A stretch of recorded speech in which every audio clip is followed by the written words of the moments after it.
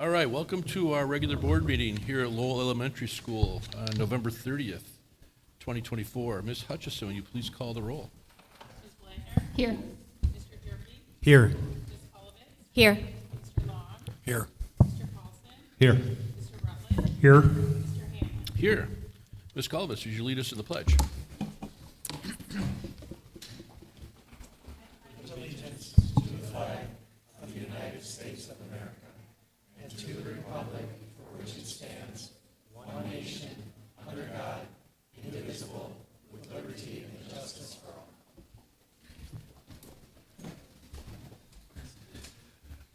All right, our first topic is communication with our host school. So Dr. Schuler, could you please introduce Dr. Rodriguez? I would be happy to. It's my pleasure to introduce Dr. Jackie Rodriguez, who is the proud principal at Lowell Elementary School. Jackie's been doing a great job here. I've had a fair amount of opportunities, certainly over the last couple of years, to come over, see some of the assemblies Jackie's led with staff, some of the events and activities she does, and I can tell you she is a principal, puts her heart and soul in the school. So, Dr. Rodriguez, the floor is yours. Thank you so much, Dr. Schuler. Good evening, senior leadership, team, Board of Education, my wonderful Lowell staff, and my wonderful community and kids. My name is Dr. Jacqueline Rodriguez, and I have the honor of serving as the principal of Lowell Elementary. It's a privilege to work alongside an incredible, dedicated, and hardworking team of staff members who truly care about the success and well-being of our students. I am also deeply honored to serve my Lowell community, and I am continually inspired by the strong partnerships we share with parents, caregivers, and local organizations. Together, we are building a foundation of success that will last a lifetime. First, I would like to take a moment to thank the Board of Education for your ongoing commitment and support to our students and staff here in District 200. Your dedication does not go unnoticed, and we are deeply grateful for your leadership. At Lowell Elementary, we are proud to be recognized as an exemplary school. We are committed to going above and beyond to foster a nurturing, inclusive environment where every student can thrive and reach their full potential. From our innovative teaching strategies to our comprehensive support systems, we are dedicated to providing an education that is not only rigorous, but also compassionate and responsive to the needs of every student. As we continue to set high standards for academic achievement, we also recognize the importance of fostering social and emotional growth. Our students are not only gaining knowledge, but also learning important life skills like empathy, resilience, and collaboration, which will serve them well beyond their years here at Lowell Elementary. Recently, our students in grades 2 through 5 participated in a relationship survey to assess whether they felt connected to a caring adult at school. We are proud to share that the results of the survey have shown improvement over the past couple of years. This year, 98% of our students reported feeling that they have a trusted adult here at Lowell Elementary, a testament to the efforts of our staff to build meaningful connections with each and every student.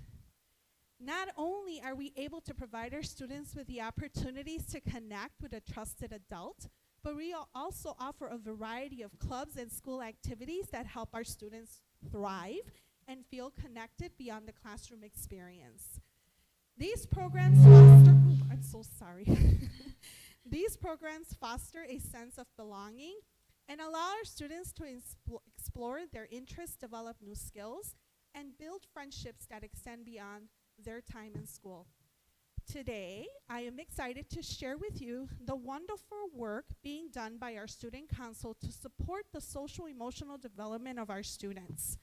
The initiatives they've been planning and working on are designed to create a positive and inclusive school culture where every child feels valued, supported, and empowered. Introducing Ms. Ann McDonald and Ms. Lisa Mizwicki, who have worked closely with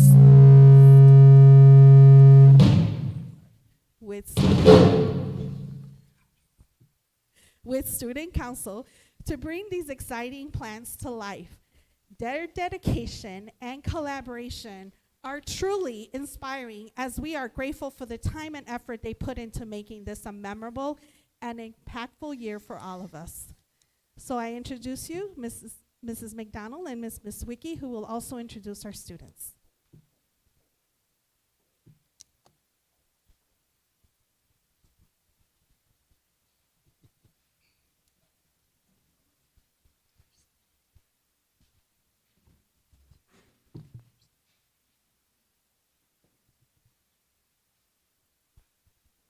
Good evening.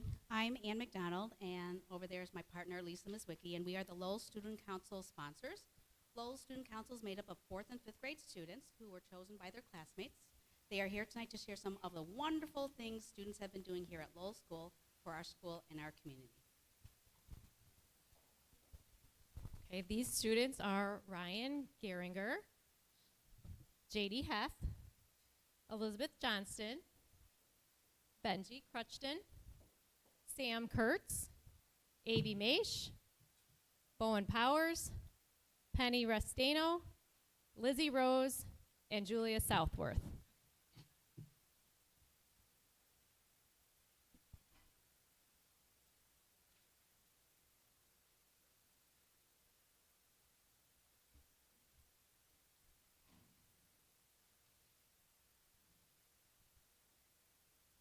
The mission of Lowell School Student Council is to develop, nurture, and grow responsible and respectful leaders within our school and our school community. Student Council members encourage our students to help those in need. During Make a Difference Week this year, we donated 645 of the 7,677 pounds of food to the People's Resource Center.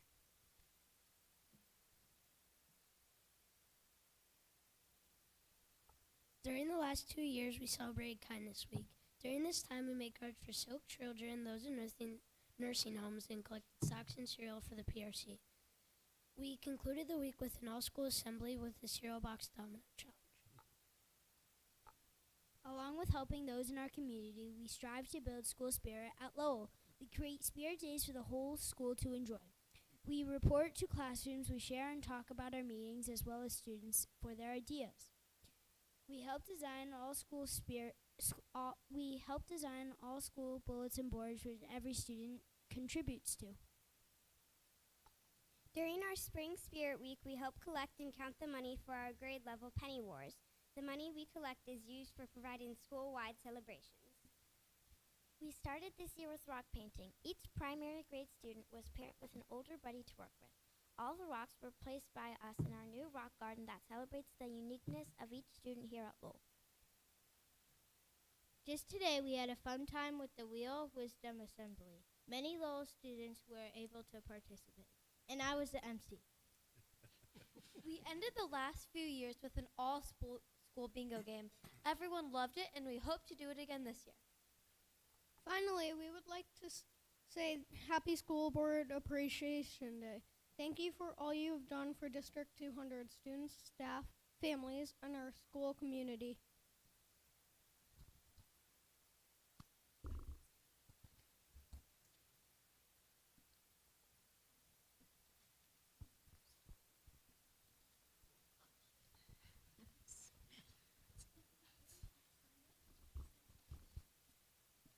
We are can we please give a big round of applause?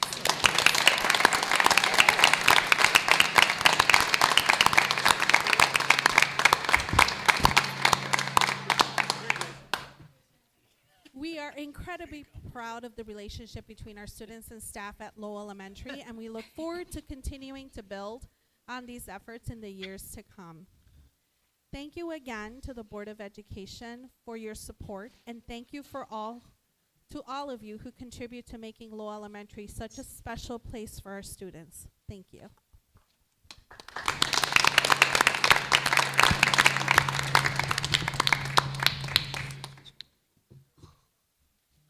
Thank you, Ms. Rodriguez. That was awesome. That was great. It really was.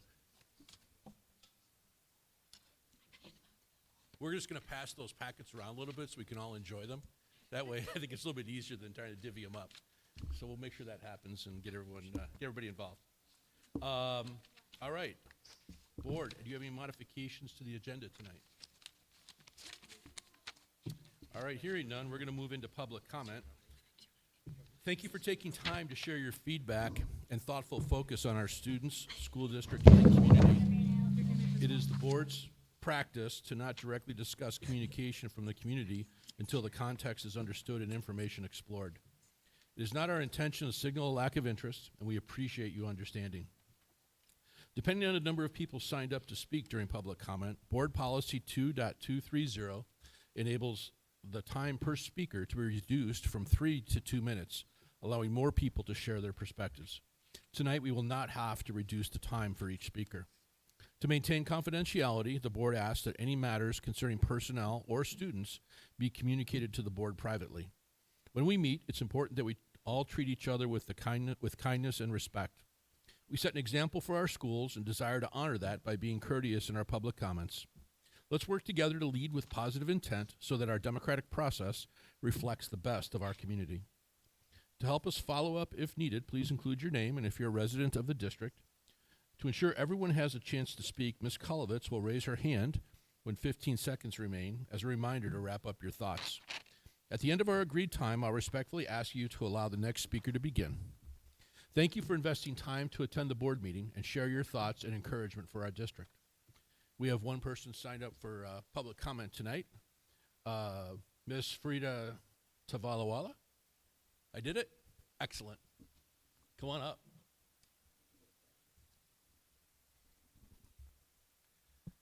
Good evening, respected members of the school board, district leaders, teachers, and community members. My name is Farida Tavalawala. I am a WWEA member, and I'm an occupational therapist. I'm a very passionate occupational therapist, and I take great pride to work and strive to keep on learning and getting better at what I do. I knew that I wanted to be an occupational therapist since I was very little. I was very passionate about helping people make their lives better. So when I started my career, I actually started working with the elderly and the adults. But pretty soon, when I had my own kids, I realized my passion was also further more into working with children. So that's when I started my journey with working in school-based occupational therapy. In school-based occupational therapy, I have started working with District 200 since past 4 years, and I wanted to share a lot of my positive support that I have with the school district. So my role as an occupational therapist, I often see kids who are struggling with their fine motor, writing, cutting, having difficulty with their regulation. And each year when I start my school year, it is like they have a minimal or no progress. And then by the end of the school year, we all see that they're able to write their name, they're able to sit and learn, and we all take great pride. But however, that pride comes with a teamwork. And that teamwork is mainly because I have a very good support with not only my district leaders, my administration people, my directors, my special ed directors, my related service staff members, including psychologists, social workers, behavior specialists, to name a few, the speech therapists. We have a very good and team that we work together. And there are times when we're struggling, there are times when we are crying to see that progress and see that child grow from one year to the other. But I feel today I wanted to stand up and celebrate the success that I've seen in my 4 years with the district, and I feel so supported with everyone giving us the background support. Some of you guys are not visibly with the student, but you have our back. You're the background, and that's why it makes me very proud of working and being a part of District 200. So thank you so much for all your support, and I really appreciate that. Thank you. Thank you very much. Thank you for your kind words. That's encouraging. It's for us as well. We're on to the superintendent report. Dr. Schuler, any topics at this time? Yeah, I'm going to actually start with our student ambassador reports, if we can pull those slides up first. It looks like we're starting with Wheaton North.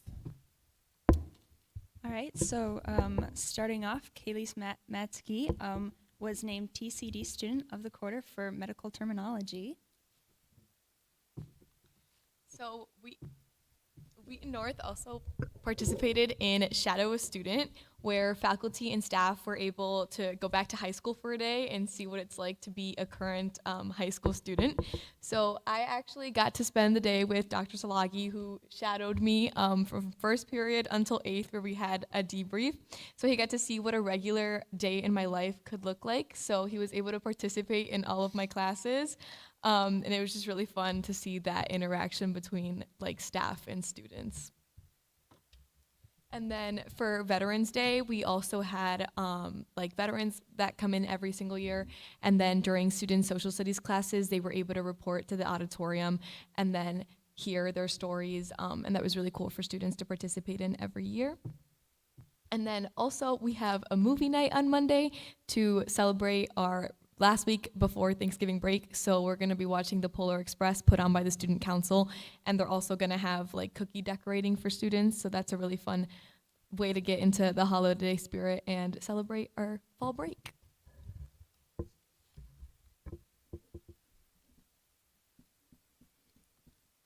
So also our National Honor Society hosted their annual badminton tournament where they fundraise for Jack's Army. That's a local charity dedicated to finding a cure for an extremely rare genetic mutation called KCNQ2. And students had a fun time dressing up with their partners and playing for a chance to win a variety of prizes.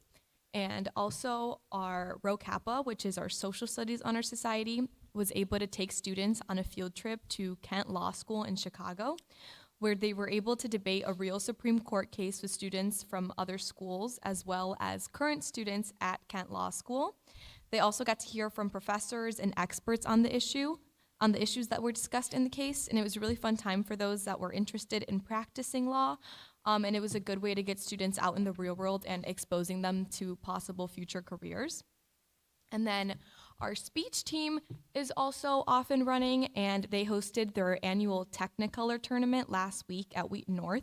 There were various first place finishes from Reagan Crossway in original oratory and Iman Saran in poetry reading. And there were many other students who placed top 5 in their event. And they are getting ready to compete this week, this Saturday at Fremd High School. And finally, our youth and government also had a successful pre-leg session at Neuqua Valley, where the legislators got to present their bills and the attorneys got to cover one of their cases that they're gonna need for the upcoming bench memo. So this is a really cool program where students can like simulate what actual government is like. So they got to hear from various candidates who are running for positions that represent like the mock government, and they were able to listen to their speeches and like their platforms so they could vote at the next pre-legislative assembly. So for show choir, ACDA, show choir students were hand-selected to audition for a chance to participate in the state show choir. Students learn the music and the choreography for the performance in 3 days and then perform it. And the students had a wonderful time with the challenge, and they really enjoyed being a part of the production. Also, our contest team for theater was casted in late October, and we started our rehearsals for Silent Sky, which will go to sectionals in March and hopefully state. It's been really fun as an actor to learn all these new methods, and I did that old like book on the head trick to learn how to walk properly, so that was really fun. And then Wheaton North Flight began, and they had their theme chosen this year, and their first performance will be in February. And over the summer, they have had a lot of group and community events to better get to know each other.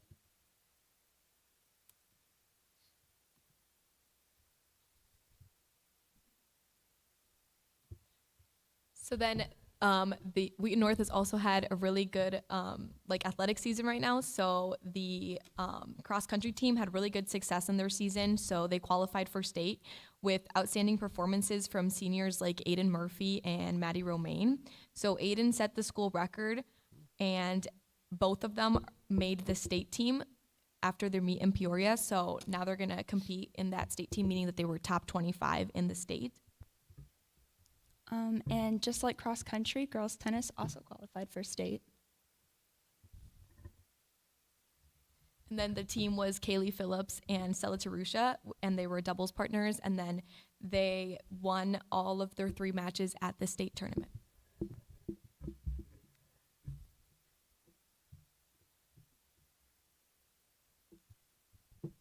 All Alrighty. So, it's gonna fall over. All right. Can you hear me all right? All right. So first off, our trusted adult survey. So we handed out a Google form to the entire student body. We got 1,618 respondents, and it was just to get a feel of how students felt at South. Were they feeling safe? Did they have a trusted adult? And then get a general gauge of their involvement. So from the results, 93% of students at South have a trusted adult, which includes a teacher or a staff member. 95% of all students are actively involved in one or more extracurriculars. And then overall, 98% of students have a moderate or positive outlook when coming to school each day. So really, really great numbers. Moving on to Hollow Week. Like homecoming, it was supposed to be like a fun event day to get students in the spooky mood for Halloween. So we had some dress-up days. We had a candy corn guessing game, which we had 2 students guess within 1, which was kind of crazy. We sold donuts and apple cider in the Commons, and then we also watched spooky movies during lunch. For Veterans Day, South held a donation drive for the Captain C. Landick Freedom Commissary at the Midwest Shelter of Homeless Veterans, so right down the street in downtown Wheaton. And this was to donate goods such as toilet paper, snacks, paper towels, cleaning supplies, personal care items, and then any other essentials. And then we delivered those over there today. On Veterans Day, we also had a flag-raising ceremony before school with active and retired members of the armed forces. And then we also had a band and a chorus group to sing the national anthem. And then on our phone policy, we don't have any updates as of now, but we're founding a Principals Advisory Committee as a way to get more direct feedback and input by the student body themselves, because we know that the board is interested in the phone policy and its effects on our students. So that's all I got for you. I'll move it on to our next speaker. Hi guys, it's a pleasure to be back here with you all tonight. So I'm going to talk a little bit about our athletics and activities. Can you guys all hear me? Okay, I just wanted to double check. So we've got our fall athletic accomplishments, as Abby and Carla touched on a little bit. We also had 3 all-state students, 2 boys and 1 girl from our cross-country team. Girls overall got 12th in state for cross-country. Girls volleyball won regionals. And football went to playoffs for the first rounds. Unfortunately, we got knocked out, but alas, girls tennis went to state. Moving on to our fall play, which was Puffs, a little bit of a little Harry Potter-inspired play. Very enthusiastic actors in that. There was 4 showings, 2 were free for students. For winter sports, we've got them starting up here soon, so basketball, gymnastics, I can't think of any. Badminton, right? Right? I don't know. I'm not on the athletic side involvement. I'm more in the academic involvement. So those are getting going, and then we also had a couple all-state show choir students, as Abby kind of went into detail on about how that works, the whole trial situation with that. But yeah, that's a little bit of an update on our activities that North hadn't touched on. Alrighty. To conclude our little ambassador fill-in, Wheaton Warrenville South hosted a Warrenville City Hall job shadowing, which I was actually a part of. But students were able to take the day off of school and then go down to Warrenville City Hall to shadow local government officials in either police, HR, communications, construction. There was a bunch of different options. And then we ended off the day with a mock City Hall proceedings. And we chatted with Mayor Brummel and a bunch of other local government people just to add awareness and education to the fact that we hope to bring some students back to local government. And then moving on, our TCD student of the quarter was Marisa Casares Quintana, and we're very proud of her. So kudos to her. And we also hosted a TCD open house where over 100 students participated to just kind of check out the different TCD options that they have available to them for next year. And one of our goals, especially this year's student ambassadors, is to advertise TCD to really stress the career readiness that Mrs. Murphy is beginning to touch on as well. And then just a little foreshadowing, we are currently partnering with Mrs. Murphy to conduct some interviews with different career readiness experiences, either TCD students or students that are participating in long-term internships, to just gain insight into how we can expand those opportunities into the future, and how they're helping students learn about their future careers. So that's all we've got for you, but thank you. Awesome. Thank you to our student ambassadors. So a couple of things you heard in there that I just want to reinforce. One, in addition to all the things that are going on in the schools that they reported on, they highlighted 2 projects that we've partnered with. We're really working this year with our student ambassadors to engage them in a few of our work projects that are on the board's work plan for this year. So they're certainly partnering with Mrs. Murphy on some of our pathways work, trying to help us with student engagement around that work. And then we've foreshadowed some work that they're going to do, helping us look at cell phone policies and just understand that a little bit more before we really get into kind of a policy practice level discussion. So thank you for that. Want to start just my update quickly for the board with one, a community thank you. Certainly had a big effort in the community with the last election for referendum to have over 28,000 community members support that effort. I think really gives me, and I think hopefully gives the board great confidence in the work that we're doing moving forward. That was a 68% yes vote, and really, really, really strong. Certainly as we move forward from that kind of question, what's next, we don't have anything specifically on the agenda tonight relative to the middle school plan, but I just want to forecast for the board and the community what happens now as we move forward. The one agenda item you do have on for tonight is one of your regular Sherman Durgis summer projects, the mechanical portion of that work. And again, we're able to move forward with our regularly scheduled summer work. That's $7.2 million because of that referendum passing. Certainly on the middle school project, our professional services teams have really begun to gear up. So both Perkins and Will, especially Perkins and Will on the architect side, they've started to build out their team that's now coming in to support the project, and we've had a number of meetings with them gearing up on that. Focusing on timelines and implementation plans. So I think our last conversation with the board, you expressed interest and support in us making sure that we accelerated a timeline that would allow us to get to substantial completion by summer 27. And so we've been able to rework that timeline. And in order to do that, we do know there's going to have to be some enabling work that's going to happen as early as this summer coming up 25. And so right now, our professional services teams are focused on getting the summer 25 construction documents developed and together so that we can kind of get that whole project plan done. We anticipate January being the first time we will bring a complete update for the board that not only shares with you kind of any adjustments that have been made in the plans. There are not major adjustments to the plans, but we've been able to kind of tweak and adjust some things to hopefully realize some cost efficiencies that allows us to maximize that opportunity.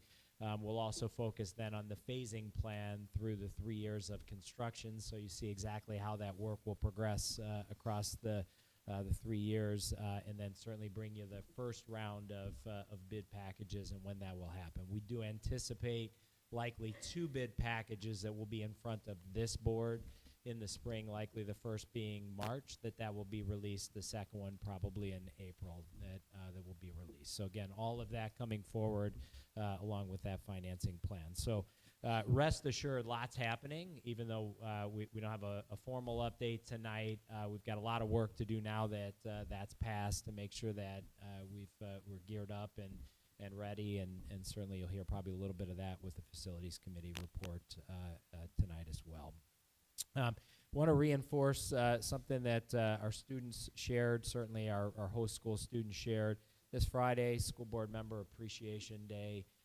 Please know, I think often not completely understood in the community that all of you are volunteers in the work that you do. You certainly don't get paid to do the work as a school board member. We know you volunteer the time because you care about our community and our kids, and so please accept my appreciation for the work you do on behalf certainly of our staff, and those that work in the community and benefit from the guidance you give us. We really do appreciate that. Want to also quick shout out, thank you to Alyssa. So as a big part of that referendum plan, you know there was a huge communication effort that sat behind that, both through print communication, some of the video communication that we did last Friday. Alyssa got honored with a couple of awards at an INSPRA event for some of those projects specifically related to the referendum, both the community engagement effort and the video series that she really led and put together. So congratulations for that. And then I want to give a quick shout out to our school psychologist. This is National School Psychologist Week. We have 32 school psychologists that work for District 200, do an amazing job of helping us both to take care of our students, but also help us with a lot of assessment work, and we are certainly appreciative of their work. And then I just want to end my update today by calling out something that Jason and his team put together that I shared a little update with the board in Friday notes.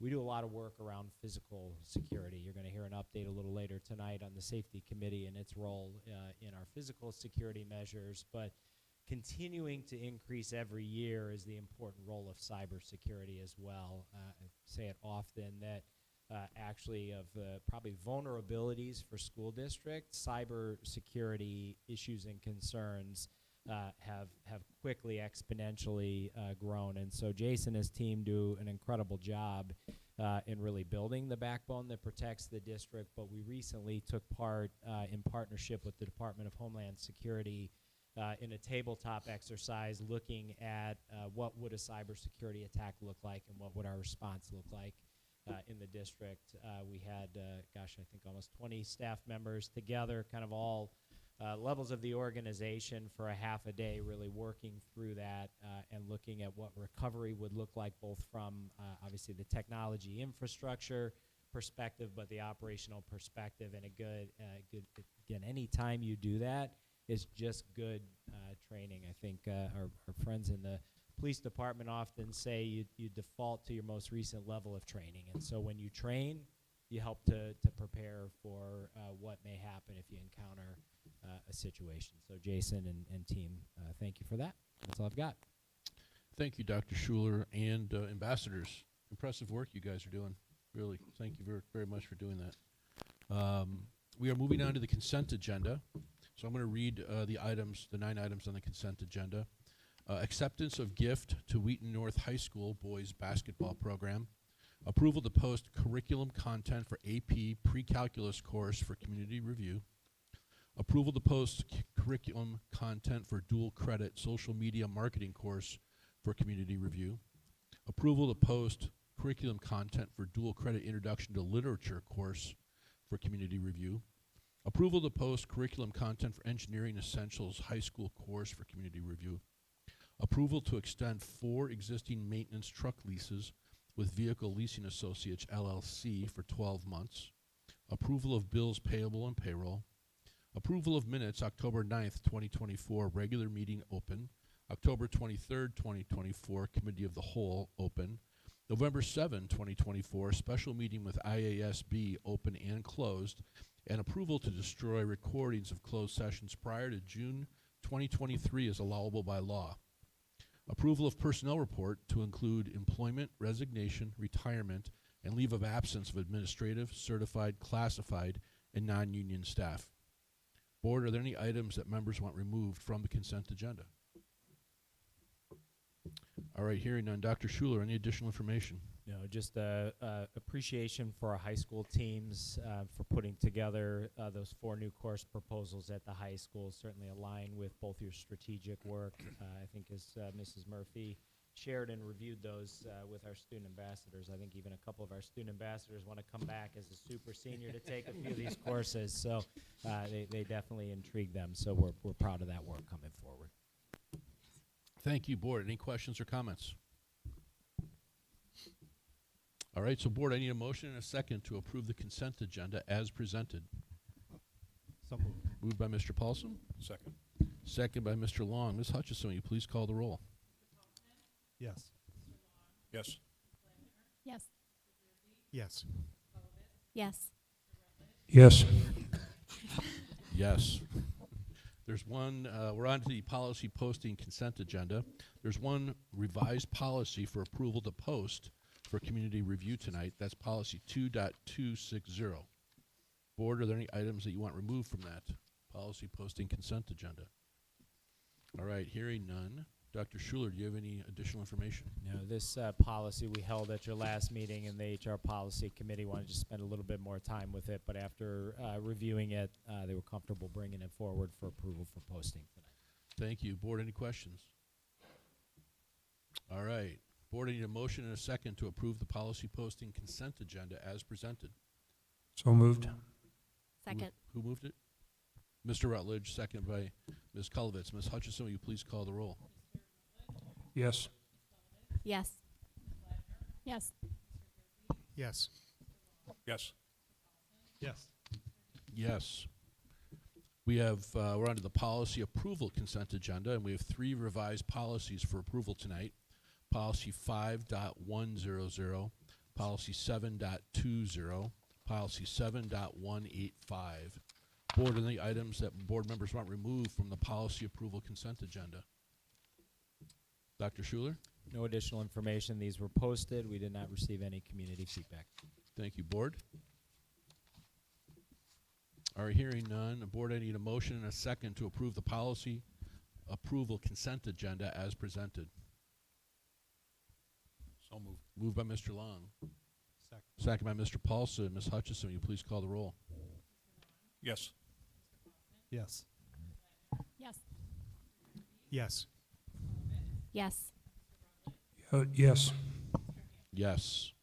We're on to action items. We have 2 action items in the agenda tonight. Action item 1, approval of resolution and final contract for guaranteed energy savings with Performance Services, Inc. for summer 2025 work. Dr. Schuler? Yeah, I'm going to let Dr. O'Keefe introduce this one. We did review this with your Facilities Committee at their recent meeting, but Dr. O'Keefe. Dr. Schuler, thank you. Good evening, everybody. My wife always says I'm way too loud. The first action item for tonight, again, as was mentioned, is a piece of your Sherman Durgis project for the summer of 2025. Performance Services, Inc. is a firm that we've worked with now with approval tonight. Next summer will be the 14th summer in which we've partnered with Performance Services, Inc.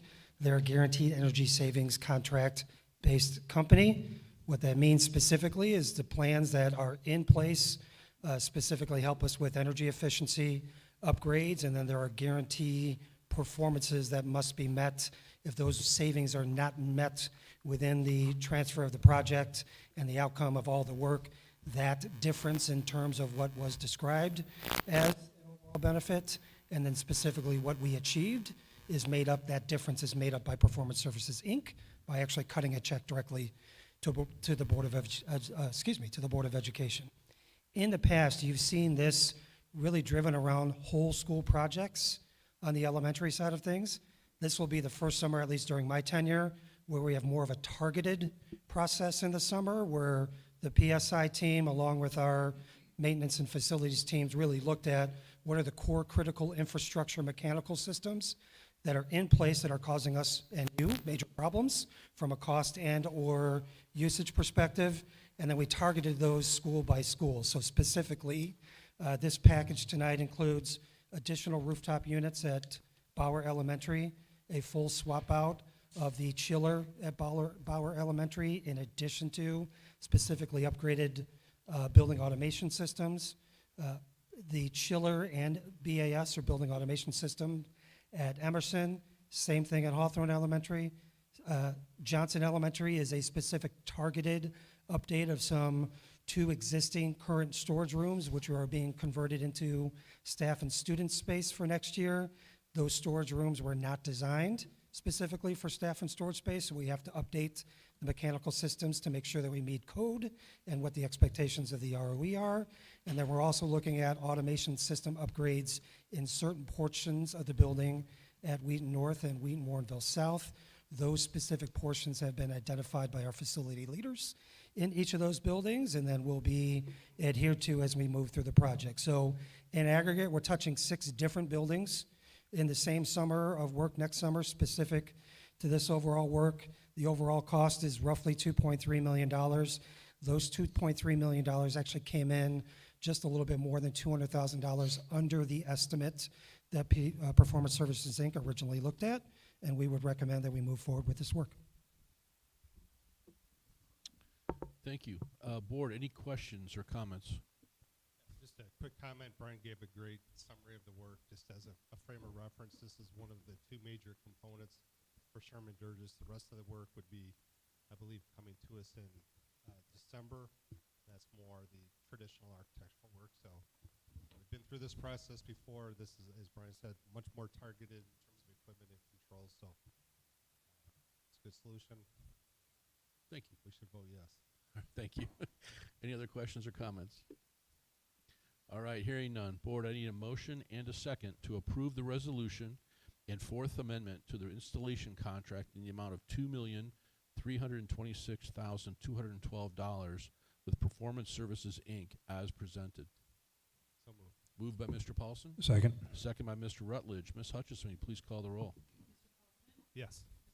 Yes. Yes. Yes. Yes. Yes. Yes. All right, our second action item tonight is to approval to post the proposed 2025-26 and 2026-27 school calendars. Dr. Schuler? Yeah, Mr. Biskin is making his way up to the podium to share a couple pieces of information that go with the proposed calendars.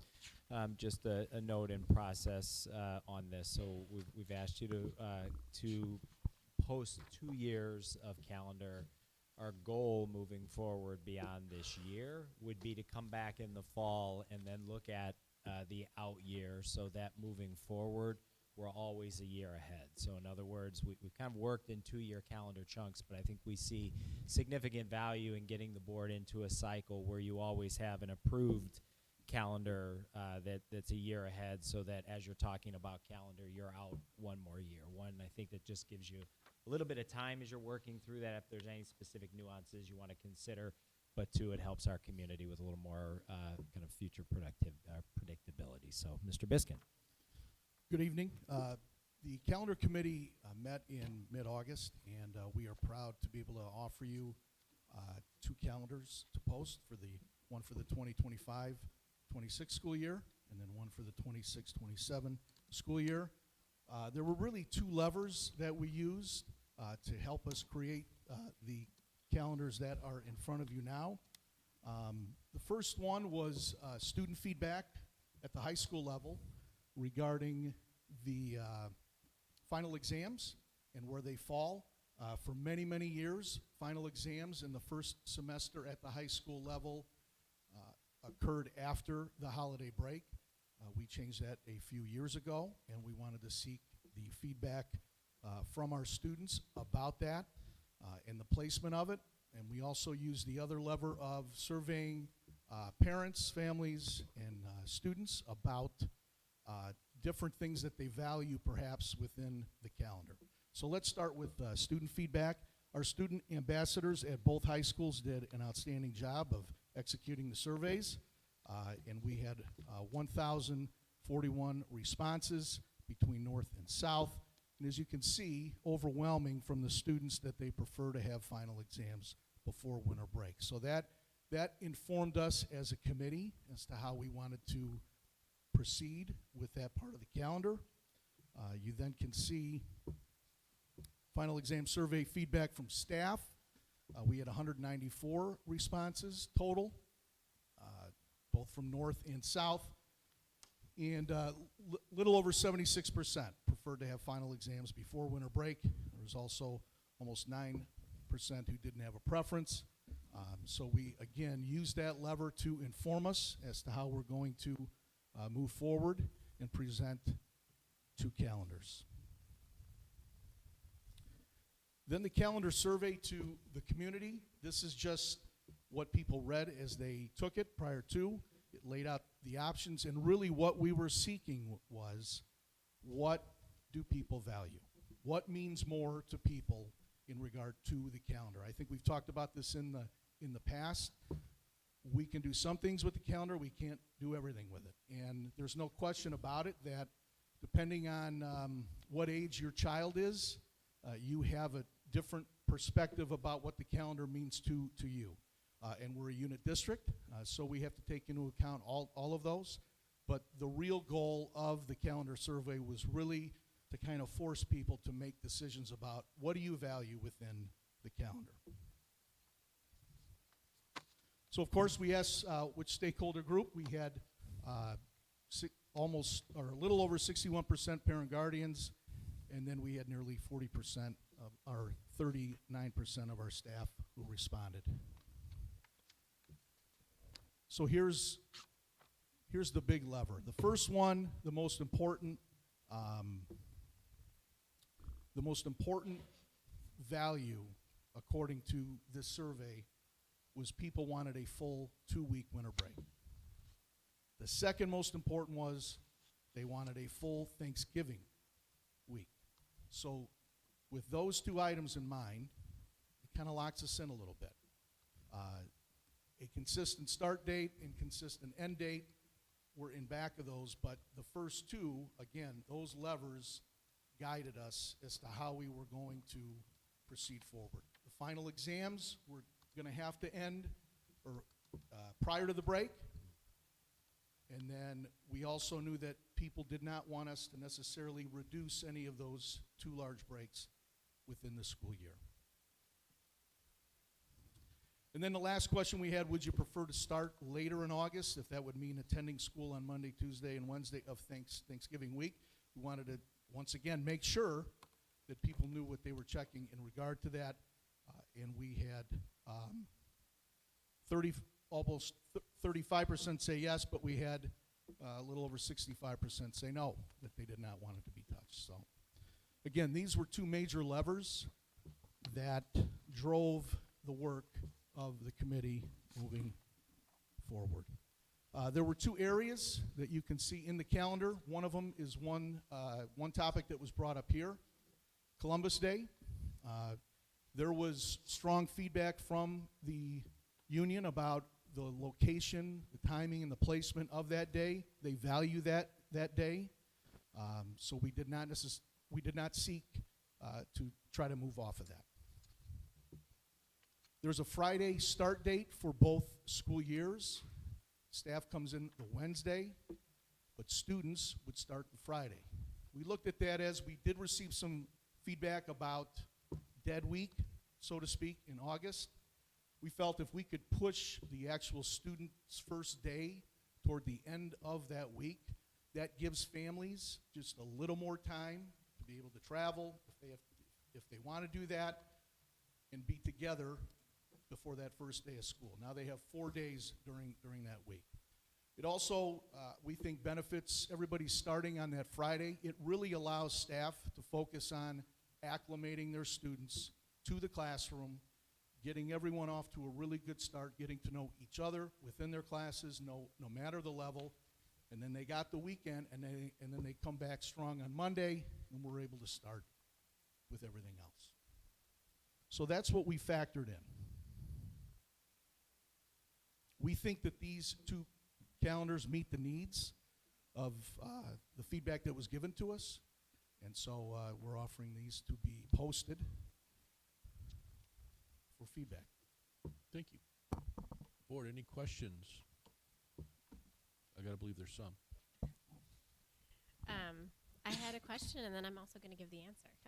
So one of the questions that I had in advance was with the Friday start that previously there were 2 days, and our partnering park districts provide excellent options for childcare, but those, because it was a partial week, wasn't available, and so I was concerned, was that going to add on 2 additional days where parents would kind of have to scramble? And that was one of the follow-up questions I had, and it sounds like the park district will have some programming that Monday through Thursday. Right. So in years past, when students have started on the Wednesday, Park District didn't offer anything during that short week.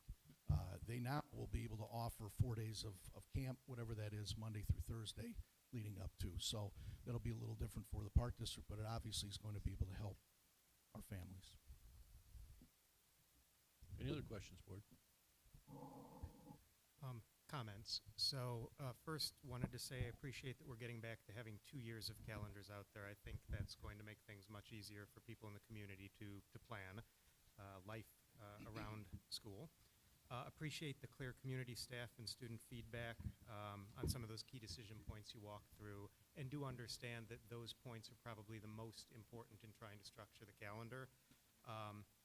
I was originally a skeptic on the Friday start, but based on feedback from administrations and teachers, and actually talking to a couple of board peers at other districts that start on a Friday, the rationale starts to make sense. So I appreciate the work educating us on why that is a viable option.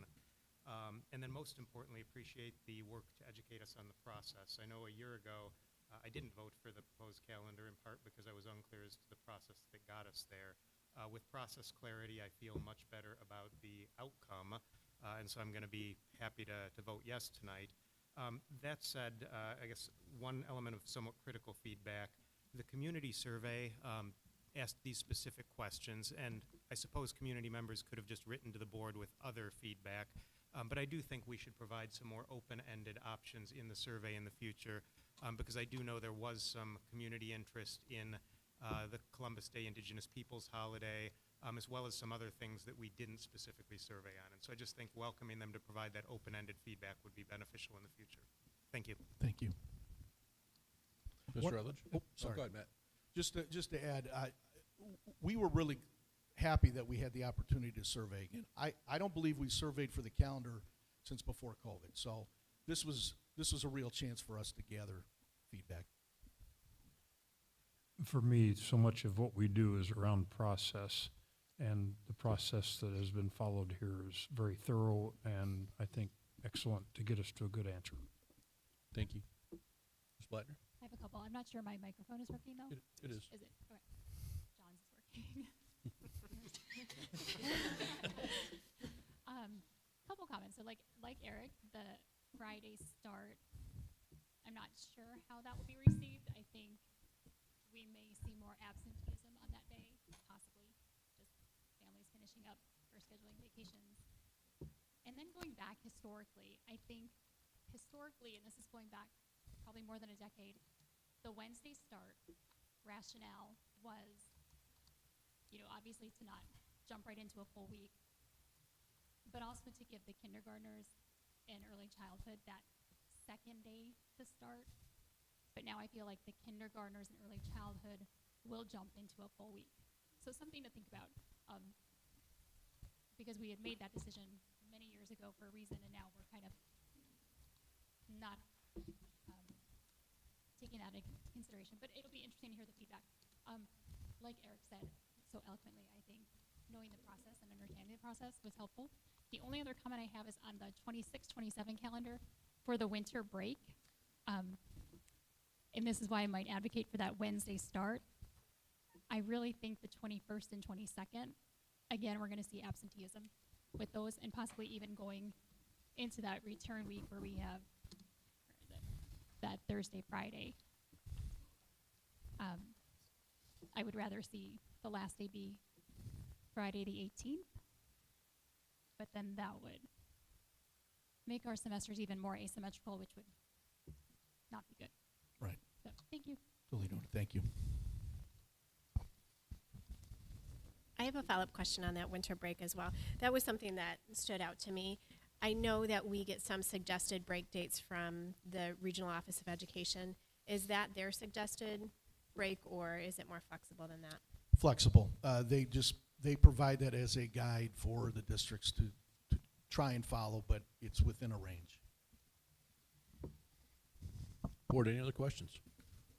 Just an observation on the Friday start.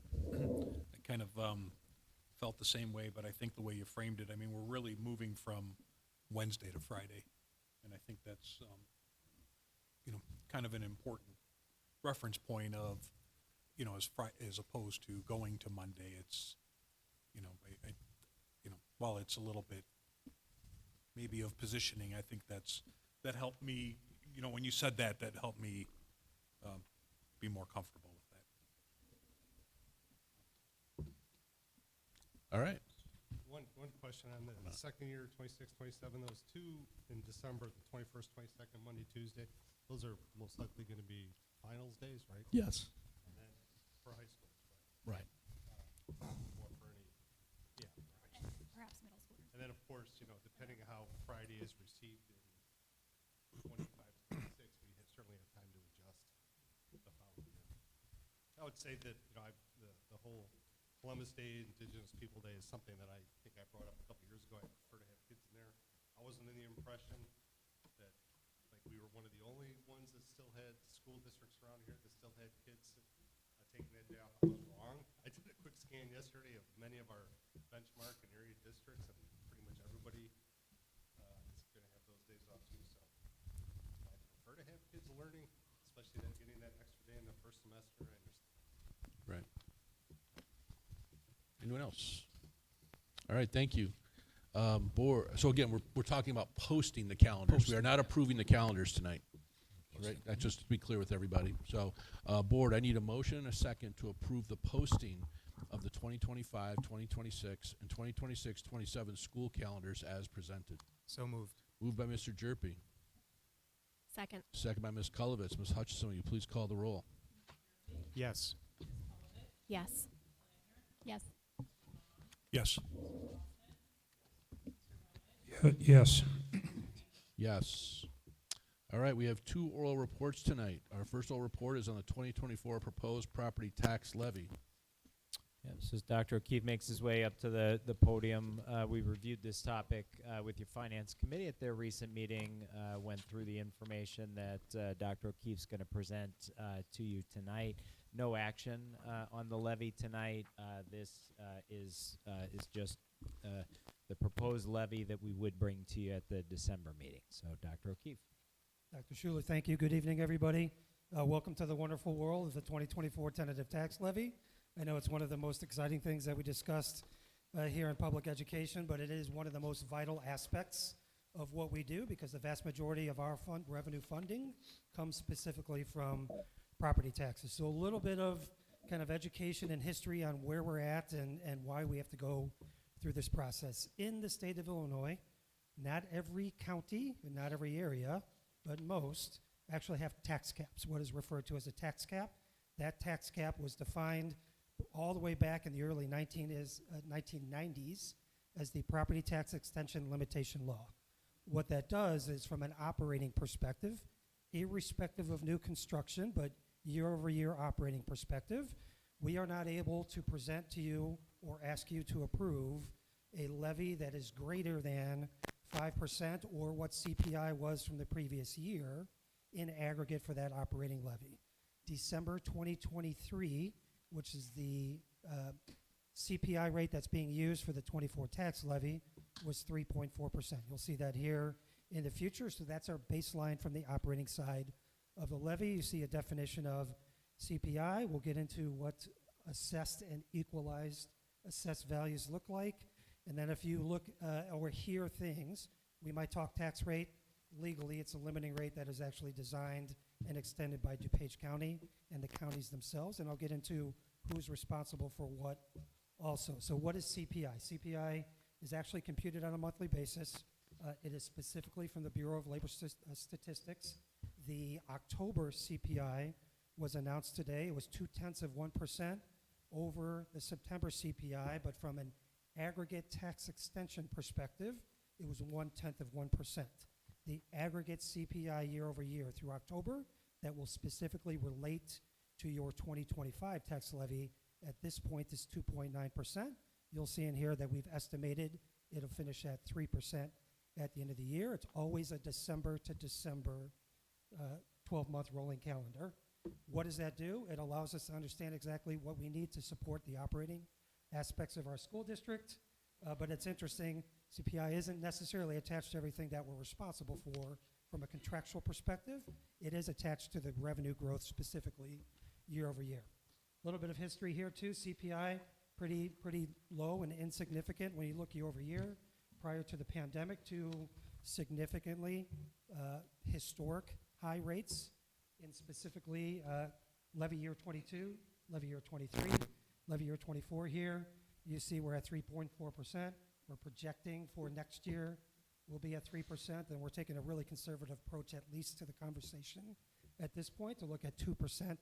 Beyond that, that will get refined and then certainly updated as we present you the 5-year financial projections near the end of January.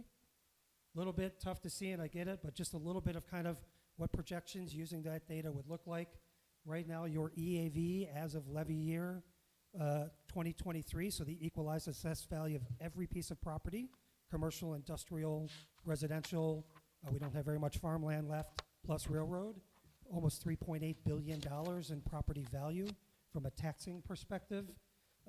That growth, we're anticipating being over 9%, and I'm going to explain 2 reasons why. For those of you that have been in the housing market or seen what's happening in the housing market, to say it's a little bit crazy in terms of values is probably an understatement. We, as in District 200, outside of, just like any other school district, we don't determine the value of homes. Obviously, the market determines what the final sale value of homes, but when it comes from a taxing perspective, that's done by the township assessor. We're in 3 different townships, as you'll see here in a minute, and the information that's being given back to us to consider what EAV growth looks like for tax levy year 2024 starts at 8% and moves all the way up past 11%. So 11% is Naperville Township, which we're a part of. That's the highest. Milton Township, which is the largest township that we're in, is 8.64%. That is actually the 2nd lowest EAV projected increase in all of DuPage County. York Township is that specific lowest, and it's still above 8%. So what does that mean? That means when we get our assessed values, when we get something in the mail from the assessor's office, it looks like the value of our home is significantly raised. That does not necessarily equate to the same difference in terms of tax rates increasing at the same time, and I'll get into this. I'll get into that in just a minute. So one other major piece on here that we're responsible for, and I've explained to the board before, new construction. New construction is any new value as of January 1st of that calendar year. So it's not as of when you approve the levy or when anything else happens. These are the assessed values as determined by township assessors from the past January 1st. Any piece of new construction, if we don't capture it dollar for dollar, you lose it in perpetuity times growth. It's pretty simple. The really, really interesting part about this year, we have been informed by all 3 of our townships that they are anticipating $44+ million in new growth. Think of major areas. Arden Apartment Complex had not been fully accounted for in 2023. That's $10 million of its own, but that goes into residential and commercial because that's where apartment complexes sit. Napier Commons, significant growth in Napier Commons, which is a part of our district outside of that little strip of townhomes right when you enter it. Significant growth in that. And then just any other type of, whether it's tear down, break up, improvements, enhancements, all of that gets added together. It's new construction. You will see every single school district, because these are the things that make me turn over at night, that if we miss that dollar, we miss it forever. We will always, balloon is the wrong word, but we will always estimate beyond that to make sure that if there's anything missed by assessor within reason, that we've got a level that will capture it. We are estimating new construction at $50 million. When the tax bills come and when all of the assessments occur and everything is calculated, we're only going to get what's actually new. So we don't get $50 million unless there's actually $50 million in new. But again, all 3 townships in aggregate are looking at close to $44 million in new construction. That would be the highest number for us in a significant amount of years. Beyond that, just projecting moving forward, which we did 2 years ago, and this will get updated for your 5-year forecast in January. We're looking at $35 million moving forward. Plenty of time to consider what that looks like long term. Again, I mentioned EAV, so here's a breakdown of your EAV. The biggest piece is Milton Township, so that's almost 84% of the total values within District 200. The EAV by class, so 5 major classes. The vast majority is borne by homeowners, residents. That's almost 80% of the total value of EAV. If EAV moves at the rate that we're anticipating and projecting, we would actually move beyond a $4 billion equalized assessed value in this existing tax year. And if trend would follow and our estimations would be somewhat correct, we might be close to $5 billion worth of EAV as we hit the end of this decade. What does that mean in terms of percentages? And these are a breakdown between two things. So it's year-over-year EAV, so the anticipated increase as assessed by the township assessors, plus new construction. That's what these bars are specifically for.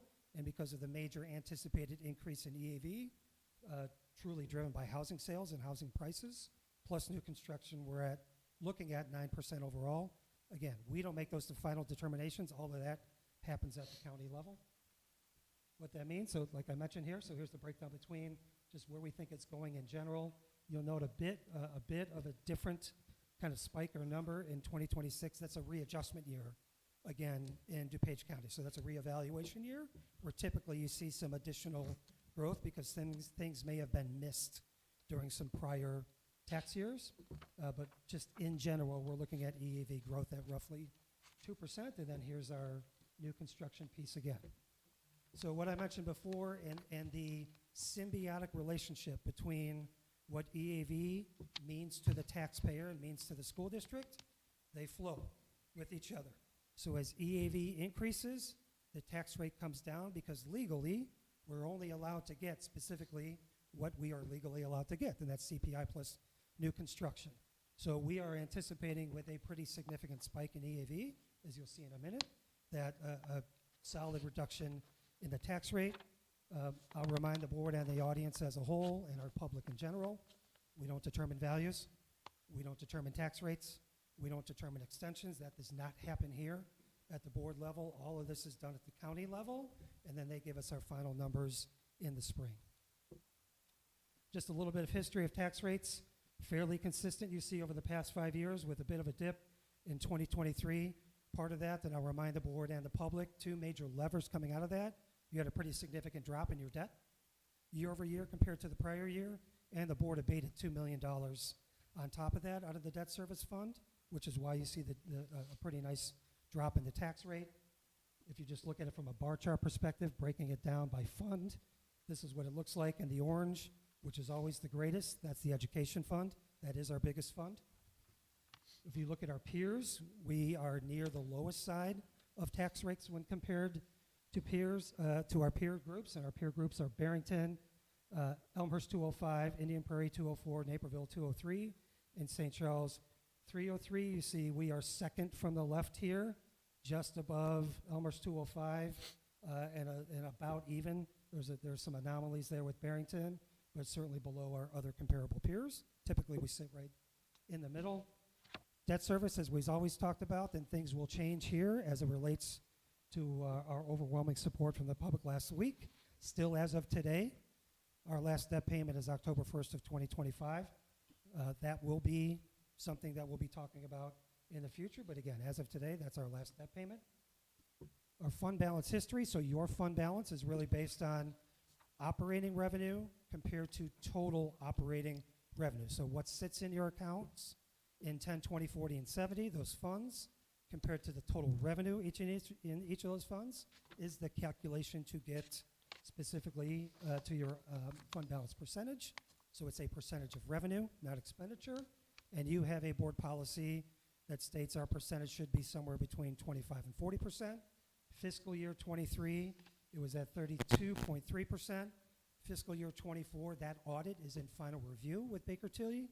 That audit will be presented to the board next month. We're anticipating a number pretty close to that number overall, so still sitting well within the medium range of the board's policy. One of our requirements that happened a few years ago, we now must tell the public exactly, even though that information is shared every single month when we're talking about the tax levy, where your fund balances were as of this past June. I'll remind the board two different levers as it comes to this. Your budget is a cash basis, meaning when it comes in and when it goes out, that's when it's accounted for. Your financials are based on an accrual. So assumptions of what should have been received or spent in July and August are always brought back into the prior fiscal year. Because we collect more than 50% of our taxes in the spring, and that's from tax owners, households paying both of their tax bills at the same time, so their May and September tax bills in aggregate, which is why we would have more than a 50% collection. You will always see on a cash basis, until that changes, higher fund balances when we look at our financial system compared to fund balances after the audit is completed. So, what is the tax levy? Lots of information, a lot of factors that go into it. It is simply a math equation. And here's what it looks like. So what we are required to do by law is follow this process. So your aggregate extension as determined by DuPage County for tax year 23 was $167,221,556. We take that times CPI. Remember, that cannot be higher than 5, but it's what we need to support the operating aspect of our budget. And we are accessing the full 3.4% for this year. You multiply that, add those two together, our anticipated operating levy for 2024 prior to new construction, then is $172,907,089. That's going to be penny for penny, whether I calculate it or anybody else does, because that's the tax law. What is different now is that expectation of new construction. We are estimating, not in our budget, we only estimated $35 million in new property in our budget.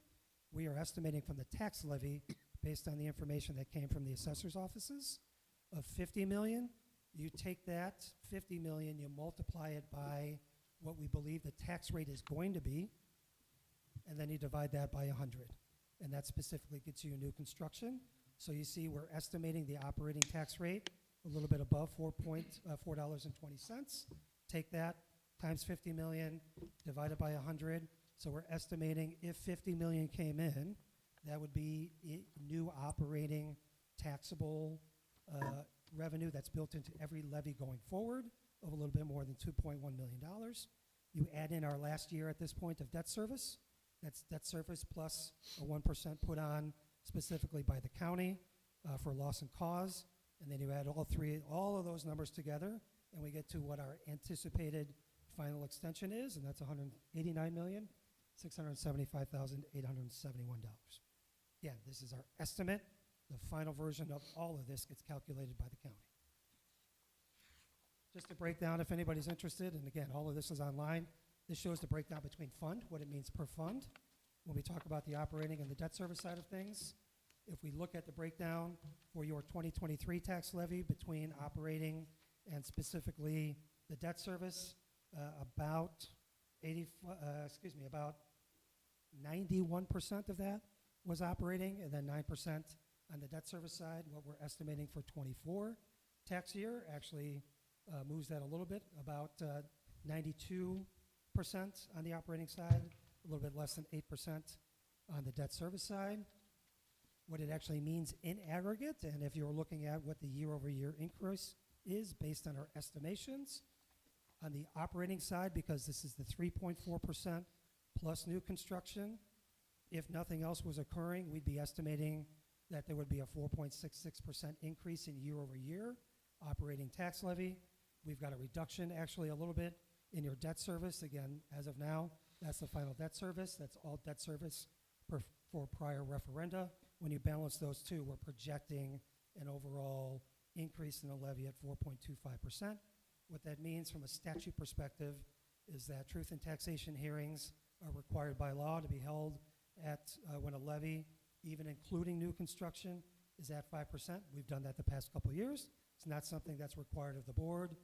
There was a discussion around, is it something we still should do? And I'll just say what the truth and taxation hearing is nothing more than opening the meeting, allowing for public comment if there is public comment, closing the meeting. There's nothing new that gets shared during the truth and taxation hearing, and it costs you money to advertise it because you're legally required to do so in the Daily Herald. So we will not have a truth and taxation hearing, but we will certainly answer any questions that come up during the final levy that we ask for approval next month. A few levy major considerations, a bit of education again for the public. So we've got to build in all of our contracts, all of our anticipated increases. Levy collection again. So we have a spring collection that begins at the end of May, runs through June. Then we have a fall collection. The spring collection is already calculated into your fiscal year 25 budget. We're capturing new construction. We will continue to see as the state is challenged. I believe that we're probably on solid ground from the evidence-based funding model, but continued further deterioration and proration of mandated categoricals, which is transportation reimbursement, private facility reimbursement from the prior years, very well could come into play. That's happened this year already. And then certainly we need to make sure that of the capital projects we're bringing forward to you this month, next month, and then playground in January, that we've got the proper funding to take care of all that. That's a lot in a quick manner, so sorry. All right, board, it's our opportunity for questions. I have a couple. Thank you. And I'm glad you explained the 2026 adjustment year. That was throwing me, and I should have just called you. Yep. How often does that happen? Every that there's 4 a years. readjustment every 4 years. Okay, thank you. So I don't know what page this is because it's not numbered, but how the extension is calculated. Mhm. So we use the December 2023 CPI. Correct. It's always the prior 12-month CPI for the tax year that you're in. So if we're in 2024 tax year, it is always then the prior December. So it's the calendar previous December. So Okay, this year, But then on this chart, Mhm. we actually show.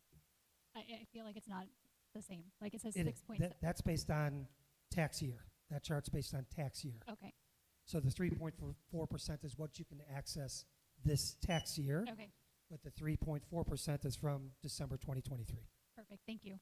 That helps. The only other question I had was on the tax rates for the special ed. I felt like with our comparison districts, we were lower. So is there a reason why we're lower?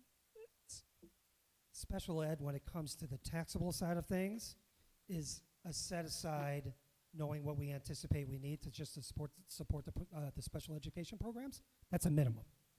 So there are limits on the special education tax rate side of things. So we have to take care of that in mind.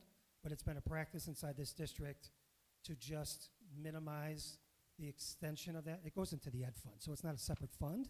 It all gets commingled inside the education fund. It's just a breakout that if we ever needed to specifically determine at a tax rate what would be required to support our programs, that's what it can be used for. We spend way more money than that in supporting Right. in supporting those populations. Okay. Thank you. Board? Yep, John? Is it easy to give us a breakdown of our reserve funds versus a target for those funds? You've got them stacked here with the total, but We don't have a target per fund in terms of reserves. We look at it on the operating side of things, so that's adding Fund 10, Fund 20, Fund 40, and Fund 70, working cash, that's your piggy bank, in aggregate. But we don't have specific identified targets within each of those funds. Okay. We look at it as a whole.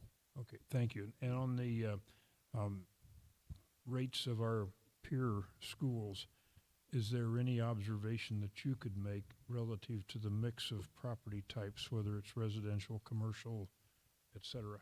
Well, I can certainly tell you that 203 and 204 have a heck of a lot more industrial commercial than we do as a whole. Barrington's in that same game, not quite to the same extent as 203 and 204. It's just every district is a little bit different because it just depends on what the expected development goals are of those specific towns and or communities that are inside of there. I personally don't spend a lot of time trying to figure out why we look a little bit different than our other districts. I spend more time trying to make sure that I understand who we are and what we need to do to support our kids and just use this as a reference tool as we move forward. It looks to me, if I'm reading this right, that the rates on those schools you mentioned are higher than ours, and I would have thought the commercial property there would have resulted in a lower rate for them, which makes us look even better, I think. I mean, it's fair to say each of these communities has a pretty significant residential population. It just so happens that we're close to 80%. Not quite everybody is built in the same way. Thank you. So kind of to piggyback on that, the other unique thing about our community is the amount of property that's not on the tax roll, right? So churches, county complex, big forest preserve, I can't think of what else is, but that effectively takes our total land mass and removes a pretty significant chunk away from potential EAV, right? Correct. Plus any tax increment financing districts, TIFs, of which there's one in Wheaton and 2 in Warrenville.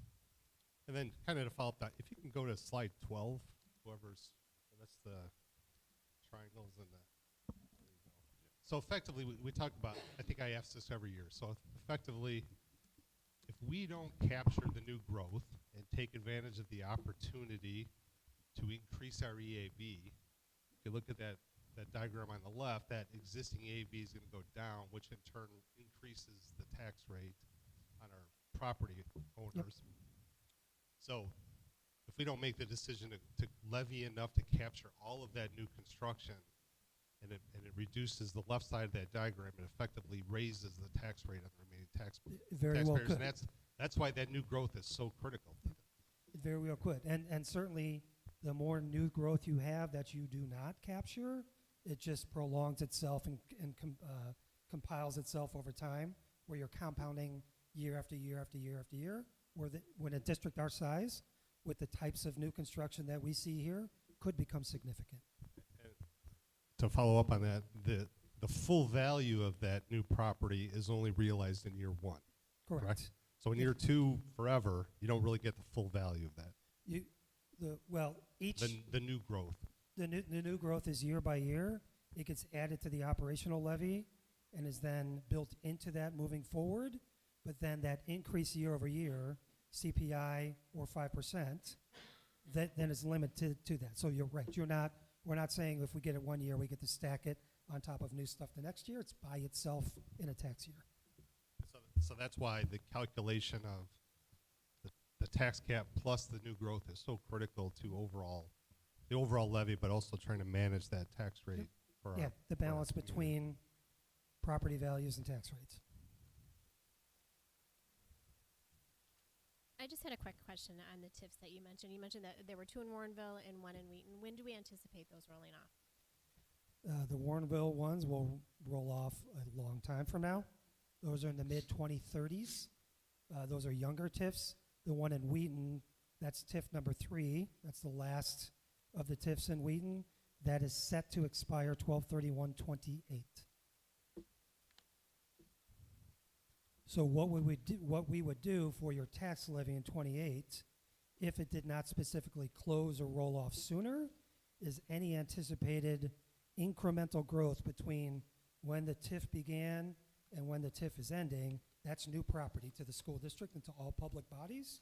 We would include that in other new construction, and then you would actually have that built into your levy year after year after year. That happened 2 levies ago. So the 22 levy, TIF 2 closed, and we included what we anticipated that new growth to be. We estimated at $45 million. It was $40 million in new equalized assessed value to us. Any other questions, board? I have one. Because this is just the oral presentation, we're not actually approving. From a pure governance perspective, in making decisions, in choices, the board, what choices does the board actually have? Because this to me is a lot more of explanation of a math equation of all the characteristics that make up our community versus a board decision on what those pieces should be. Yep. So as we think through this and the public considers it, as we probably move into it in December, what are the other items? What are the things that we should consider? Other than here, we're capturing the new aside because we have to do that. Are there any other decisions the board needs to make? The biggest one that comes to mind is whether or not you decide to access all 3.4% of CPI. You, by law, by statute, must approve a tax levy. that has to happen in every single public setting. The question is whether or not you want to access all of the new construction or you want to access the 3.4% CPI. That helps, thank you. All right, I guess it's my turn. Sorry. Thanks, Brian. Our second oral report is on safety, the webpage impact of District Safety Committee. Dr. Schuler? Yeah, Mr. Biskin is making his way back up to the podium, and he's going to do the lead-in to this topic and just explaining what we've brought to the board tonight. So, Mr. Biskin. Thank you. Recently, we've worked to create a safety webpage within the district website that clearly outlines all of the efforts that our district makes in regard to safety in our schools. It is the #1 job of all of us is to keep all of our students and staff safe. A big part of that is our district safety committee, which I'm proud to lead, but it is utilized by us to inform us about decisions that we should be making in regard to safety, different ideas that we potentially need to vet. And I have 4 people here that are going to speak about their experience and expertise that they lend to our district. They are Mr. Joe Kish. He's an assistant principal for Franklin Middle School. I think you know Joe. Chief Robert Brill of the Wheaton Fire Department, Sergeant Jeff Downey of the Warrenville Police Department, and Deputy Chief Ryan Conway of the Wheaton Police Department. So I'm going to give them some time to talk to you about the expertise that they bring to our district.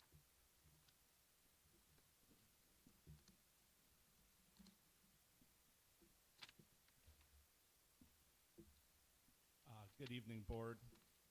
Thank you to Lowell for having us tonight. I've been asked to speak about the history and some of the context of the District 200 Safety Committee. Our Safety Committee was the idea of Kevin King, former principal at Bauer, and it was something that really came about because of necessity following Columbine. Kevin and other vested stakeholders from District 200 and our local police and fire departments recognize the need to collaborate and put school safety at the forefront. I've been part of this committee since 2001 when it was in its infancy, hence why Matt asked me to talk about this. In the last 20 years, the District 200 Safety Committee has been at the forefront of creating protocols, policy, and most importantly, keeping relationships in the line of communication open between the school district, local first responders, and vested community agencies. It is something that has been fluid and evolving. The range of topics that we continue to collaborate on with our partners is robust, and it's something that continues to grow. Examples include, but are not limited to, working on standard operating procedures and common language, training and drills on a variety of topics, including the following, things like severe weather, medical emergencies, fire, building evacuation, school violence and threats, mental health, and really the underlying theme of everything has been prevention, prevention, prevention. One of the most important areas where we have seen growth is the marriage of school safety with the social emotional well-being of staff and students. 2 examples would be our threat assessment model and the value on school connectedness, just as you saw at the beginning of the meeting. We know that kids learn best in safe, supportive environments. Much of what has taken place in Wheaton over the last 2 decades is now actually law. State code mandates that school districts meet annually with their first responders. We have been doing that for 2 decades monthly, and school code only asks that you do that on an annual basis. Our safety committee also formed the genesis for the DuPage County ROE Safety Committee. Deputy Chief Conway, who's going to follow, and I both serve on the advisory panel for that. And I can tell you over the last 2 decades, we are very fortunate to have a wealth of knowledge and expertise serving our staff and students. So thank you for the opportunity. And who is next here?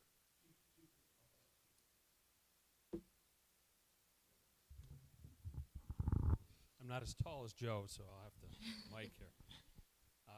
First of all, thank you for inviting me to speak tonight. If you ask a firefighter what his favorite thing to do is, it's to talk about being a firefighter, so this is a great opportunity for me as a firefighter. I've had the privilege of meeting many of you in the community over the past 2 years I've been here, and for those I haven't met, my name is Robert Brill. I've been in public safety for over 29 years. I started my career in law enforcement, and I switched over to the good side in the fire service. And I spent most of my career in the North Shore working with School Districts 39, Glenview Avoca School District 37, and Loyola Academy, doing exactly what we're doing here in Wheaton. So school safety has been something I've been part of for probably the past 10 years, actively reviewing plans, finding best practices for our school districts, to both on the prevention and the response side. And I find it to be a very interesting topic because these are our largest places of assembly in the community, and it's a very high risk in some cases on a daily basis. So I think it's very important, the work that we're doing here. One of the things that we do from the fire department perspective is we focus on prevention. So as an agent of the ROE and the Office of the State Fire Marshal, we come out in the first month of the school each year, members of my team and myself, and we inspect all of our schools, acting as an agent for those entities. And we provide recommendations to your facilities department to make sure that the schools are safe before the students even get inside. The other part of our job is to be as advisors and to work closely with our police department as we're creating policies and procedures for when the bad things happen or the things that are unplanned and unexpected. So we look forward to doing that. We've had many tabletop exercises, at least since I've been here, that have been very beneficial in developing those plans. We have plans in the future also to do joint training with the police and fire for those terrible, tragic incidents that have plagued many other communities, to make sure that we're prepared if something like that should happen here. So in the interest of time and to not take any thunder away from my fellow brothers in blue here, I'm going to pass the mic. Thank you. Good evening. Thank you for the opportunity to talk to you guys tonight. I'm Sergeant Downey from the Warrenville Police Department, and I truly feel grateful, and I think it's important that the Warrenville Police Department was invited to be on this committee. Being a small part of the district, I was exposed to a lot of people I haven't been exposed to before, and I met some really amazing people, and I got a different perspective of what they're looking for in safety. From the educator's point of view, it's completely different from a first responder. So through that, we started a twice-a-week program where our officers went into the school and visited with the staff, the teachers, and the students. And I really think it was an awesome opportunity for our guys to learn the community of the school. Along with that, they got the layout of the school, because usually we'll train in the school at night, and there's no one in there. So just to see a different opportunity of seeing actually kids in the building and how it's laid out with actual people, kids, staffs, was just an awesome experience for us. And without the safety committee, we would have never came up with that. So that's the most important thing for me. I know we bring expertise, but we like the educator's point of view from us and building that relationship. So thank you.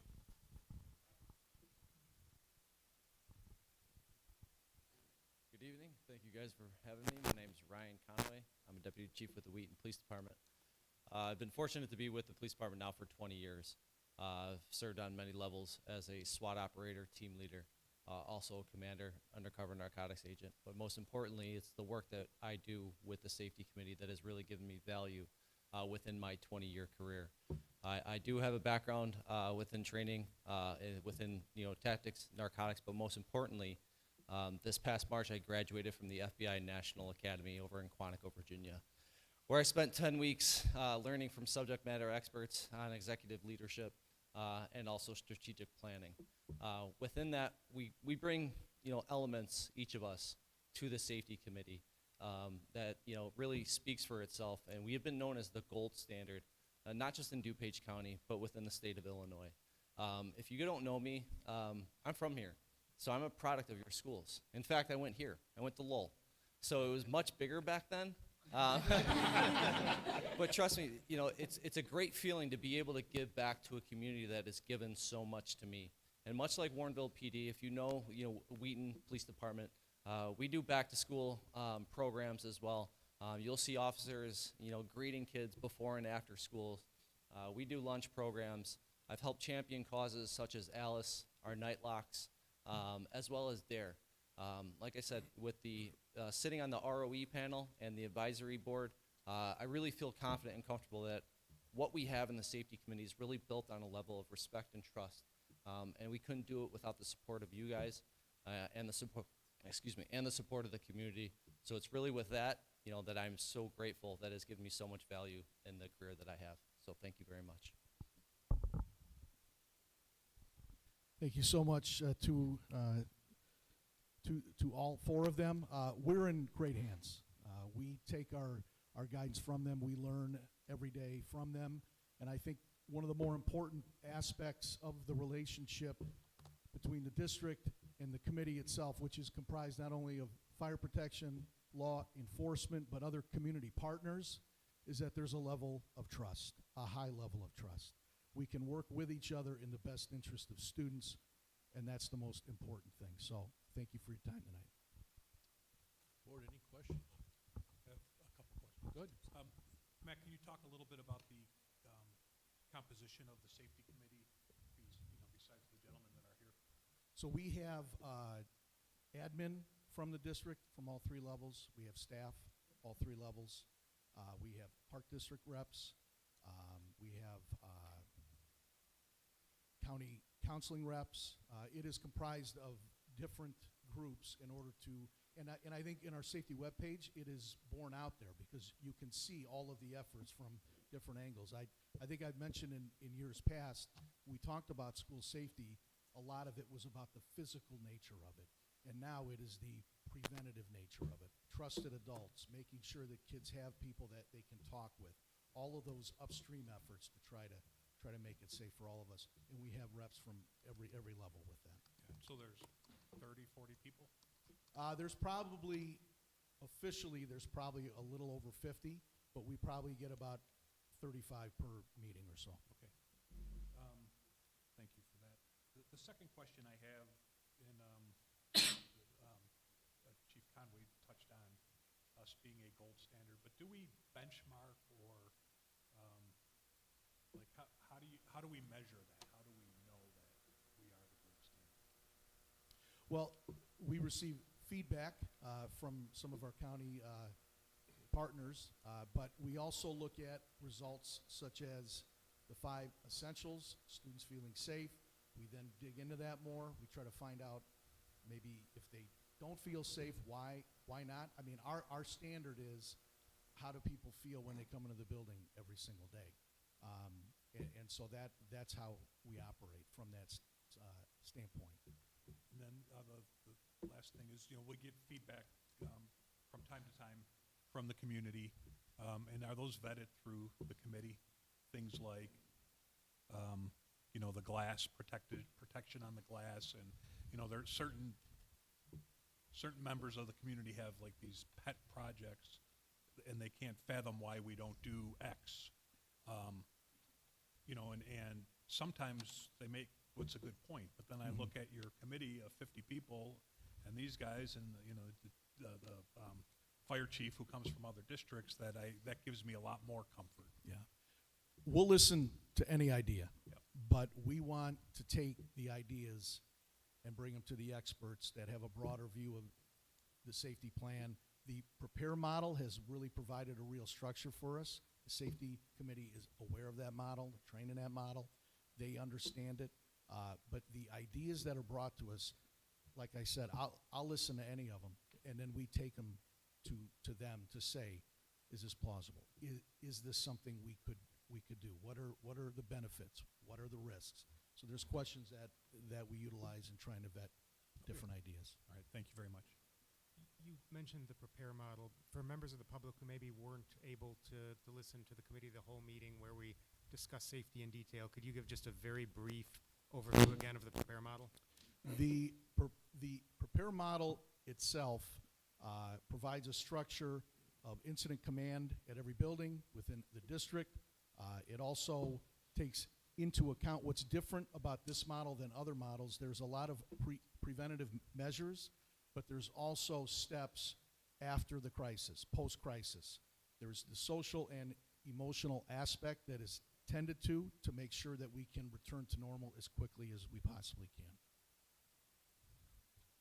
Can I follow up a little bit on what Dave said? So to start your first question, the safety committee, I think we also have members from private schools who serve on the safety committee. There are a couple, yes. Okay. Do we have any like national advocates or someone from a national entity? And I think I want to preface that with saying I think sitting on the school board, I think one of the most important things like that we have to contribute in idea forming and is safety. Like right. if kids don't feel safe, like no learning is going to happen. So I'm really passionate about this, and I'm very appreciative like of what we've put together. Incredibly appreciative. Like we are so fortunate, and thank you all so very much. I admire you, and I'm so grateful. But every time, and I don't mean but because that doesn't negate my appreciation. When we have those incidents, lockdowns, you get that text, you panic, you worry a little bit. And I want to know that we're okay, like all the time. And I never would have thought, like, so I have some pet project ideas myself, and I'm like, how do I get that to you? Like, how do I say, can we look at this? Because I want our staff as well to feel safe. I don't know this day and age if I'd want to be a high school teacher because I'd worry. So how do we make sure that we are safe? And to me, I never thought I would think this, but I am starting to think in more extreme measures of what we need to do to make sure that our buildings do not have any weapons in them that could be brought out during the school day. So how do we access that? So to touch on your point, we don't have a sitting national rep that is part of it, but we have access to people that are outside of the organizations that are local.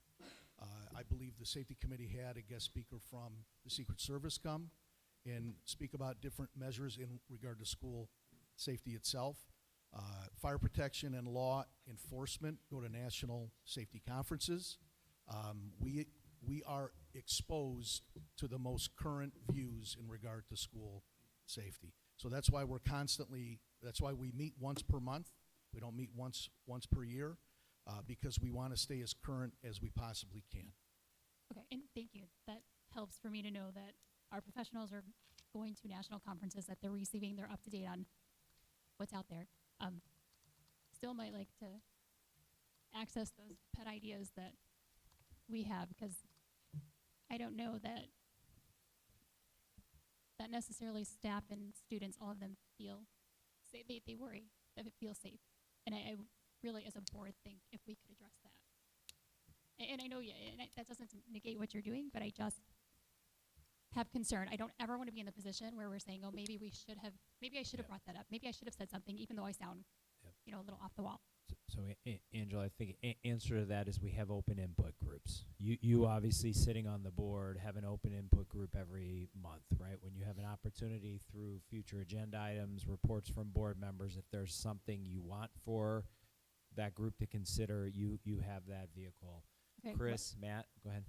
Like what group? Like You communicate it to Matt. Matt leads that safety committee. So if there's an idea you want for the safety committee to consider, bring it out at the meeting so Matt can take that back to the safety committee. Okay, so like right now? Well, you have every meeting. You have that opportunity at every meeting, right? There are several opportunities on the agenda for the board to elevate or to bring about ideas. You can do that at any time. I guess when I answer those, so separate from yours, recognize as well that there are similar input streams. So Matt, Chris, and I have an opportunity, we've created an opportunity to go meet with groups of students at every secondary school. Same thing, same concept. School safety is one of the things that we talk about to understand how they're feeling, what thoughts, what ideas do they have. We have input streams on the staff level. So to answer your question, how do you do that? You just have to have open avenues for feedback and questions to funnel to that group. I'm confident we do. Does that mean we capture every one of them. We're only as good as people being willing to share ideas and bring those forward, but we create those streams. But you have access to that as well from the board level, either through your meeting or just simply through communicating that directly to us. Okay, thank you. So I should call Matt. Yeah. Hey, call, email, bring the idea out here at the board meeting. You've got several avenues. Thank you. Just to add to a point, what happens a lot in my offices, I'll get a call from a principal, and they'll start the sentence with, I had a staff member come to me and present this idea to me or this concern to me about school safety. And then we work that out. I do believe that we have really clear communication lines within the buildings even. Like if a staff member truly doesn't feel safe, they have someone that they can go to. Like they have another trusted adult, so to speak, that they can work with to say, here's what I'm feeling, or here's what I think I know, or I'm worried about this.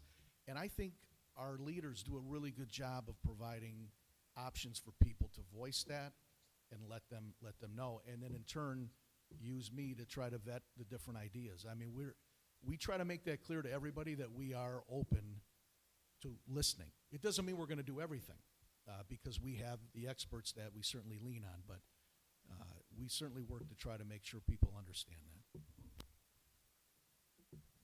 Thank you. So I have a few questions, and before that, I did just want to extend a thank you to the members of the safety committee that were here. I heard a lot of thank yous from you to us, but the opposite is really the most important one, that having kids at our schools, like this is very personal for many parents, myself included, and what you do is just so incredibly helpful, and I'm very appreciative of it. So for my questions is, we heard from Warrenville and in Wheaton. Is Winfield Police also and Fire Department also part of safety? Yes, committee? I just kind of threw it out there to a few people to try to, for the sake of time, and just to give you a view of like what the safety committee is. Got it. And then I wanted to, I don't know if it's a question or just more of a statement, just make sure that there's a mechanism that if there are ideas through safety committee that are developed that are important, that it's never a matter of resourcing, that the safety committee feels empowered to bring those to us to make sure that we provide them with the resources we need. I know we've had many safety presentations this past year, but how does that process work, and is that something that you feel there's that other open line of communication from the safety committee back to us? Yes, they will voice if they believe there's something we as a district should do, which in turn would require your support. They're very open about that. And then the last thing I wanted to mention is I was so impressed with the size of our safety committee, and I think that provides a lot of checks and balances, especially having some of the private schools on there as well, where you're learning how things might work in different schools. And I myself, a few years ago, I remember attended a seminar, I think it was put on by FEMA, and I saw so many members of our safety committee at that, and the things that, from that seminar, I remember being talked about were that as important were the same things that we heard tonight of, common language and, relationships, that those were my takeaways from that seminar. And so I think just having so many people that are each individually going out and doing different types of professional development is a very helpful, check and balance. And so I appreciate the committee that we've put together. Thank you. Thank you. Anyone else? John? I just had the opportunity several years ago to observe a drill over at North. And the first responders were there. As I remember, there were ambulances and school buses to be used for reunification and so forth. And I was off to the side observing as the police officers were coming down the hallway, clearing rooms. I was standing next to the police chief, who said, "My guys know that this is a drill, but I know the adrenaline's pumping." This was very, very realistic, and it's just an example of some of the work that these folks are doing to prepare. I'm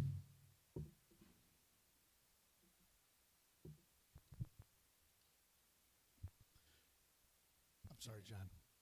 Did you have, No, I'm so done. I'm done. just to kind of add to your point, our police partners work with every building, and they do ALICE training every single year. At the elementary level, we now have added the night lock training also. Secondary locking device, it's an important piece for them too. So yeah, these drills, these trainings that they lead for us are important for us to really get reps, right? So we can be ready in case something does happen. Ready to respond. Thank you. Brad, you had something? Yeah, just, I guess, another in the long list of comments I'm going to make that tell me if I'm wrong. Looking at the website for the first time, pretty detailed in terms of the different layers of things that we do, but not a lot of depth when you hit the plus sign and see that, which I think is okay. We get a lot of comments from people in the community, parents, about have we done this, have we done that?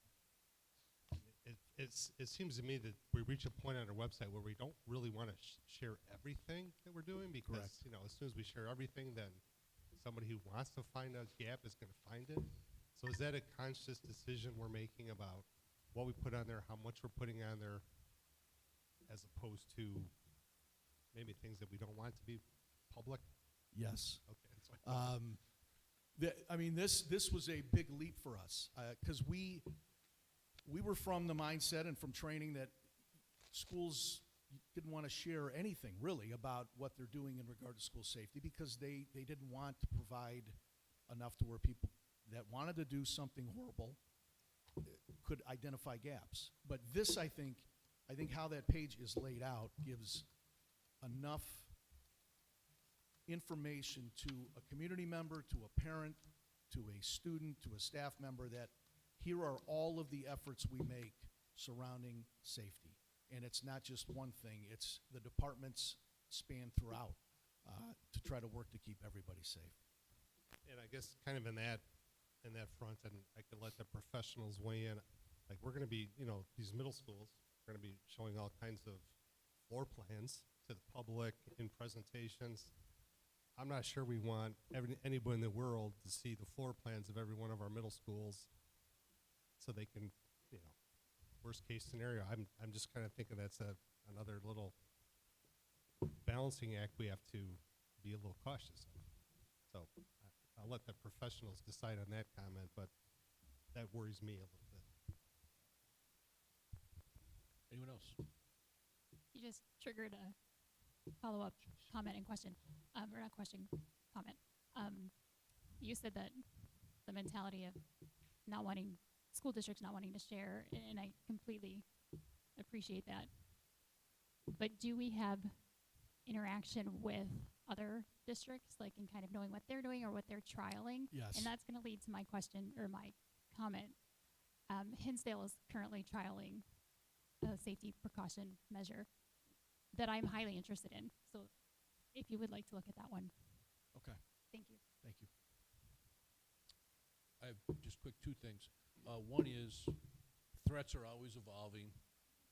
Safety's always changing, right? As we see things on the national news or anywhere, you wonder, are we ready? And I'm leading the witnesses a little bit. My brother's a firefighter, and I know the amount of training he goes through. So I look at our partners, and I don't want you guys to you don't have to get up and talk about it, but the amount of training that I'm sure our partners go through is probably more immense than we can possibly imagine. And it gives me confidence that as threats evolve, as nuances evolve, as learning evolves, that our partners are there and bringing that training and wisdom to us at the safety committee. So I really very much appreciate that and your commitment to ongoing training and always thinking of the different threats that occur in our community, not in schools, but just in our community as a whole. My second thing is a little more direct, and it's kind of something, kind of pivoting off you, Angela, and I just want to be very, very, very, very clear with our teacher, staff, employees. If you don't feel safe, you have to say something. It's not optional. It just isn't. And so if you, just like we tell our kids, see something, say something. But if you're an employee in our district and you don't feel safe, or you have an inkling of something, you have to say something. It's just not optional. So I just want to be clear about that. And I know sometimes people don't feel comfortable. I get it. But we as a board are committed to creating a safe environment for our employees to say something. This board will not stand for anything else other than that. So just give my commitment as board president. That's what we believe. That's what we expect. And, you have to do it, period. So a little tough, but I just want to make sure we're very clear about that. Thank you. Can I just add one last thing? And we have, I voice this to every single school in the district this year. Homeland Security, FBI, and I know our partners would say, if schools can focus on 4 things: lock your doors, know your kids, perform your threat assessments, know your safety procedures. If you can focus on those 4 things, you are creating a safe setting for your students and staff. So while the topic can be vast and deep, that's what we can control every single day. So that has been our focus within the buildings. All right, great topic, guys, and thank you to our partners for being here tonight. We really appreciate it. Thank you. All right, we have one information item. Discussion of IASB resolutions and direction for delegate voting. Dr. Schuler? Yeah, I'm going to actually turn it over to Mr. Jerpy to kind of share with you the information he gleaned after your last conversation, and then hopefully we can give him a little direction for the upcoming assembly. Yeah, so I recently attended the 2024 Delegate Assembly What to Expect session.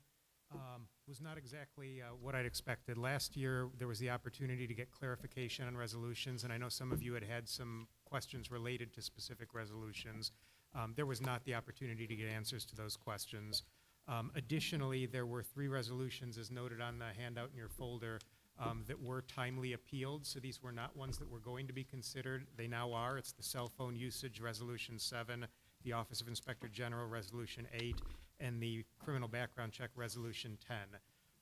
So with regard to those, I'll be looking for some feedback from around the table. If anyone does not agree with the resolution committee recommendation of do not adopt for those 3, would want to understand that so I can represent the board. And then finally, it was noted that there will probably be floor action and some debate and discussion at the convention. And so the other thing where I'd appreciate some feedback is the ISB indicates that it's prudent to send your delegate to the assembly knowing whether you want me to vote precisely as the board has indicated, or whether you want me to, based on discussion on the floor, vote in the spirit of the board and have some greater latitude. So those are the points where I'm looking for some guidance from the group. Tonight? No? Ideally tonight. Yep, great. Board members? I'll go. In terms of the resolutions 7, 8, and 10, I'm in agreement of do not adopt. And then in terms of the latitude, I don't see how we could do it any other way than to give you that latitude, because otherwise there's gonna be ambiguity, and then what do you do?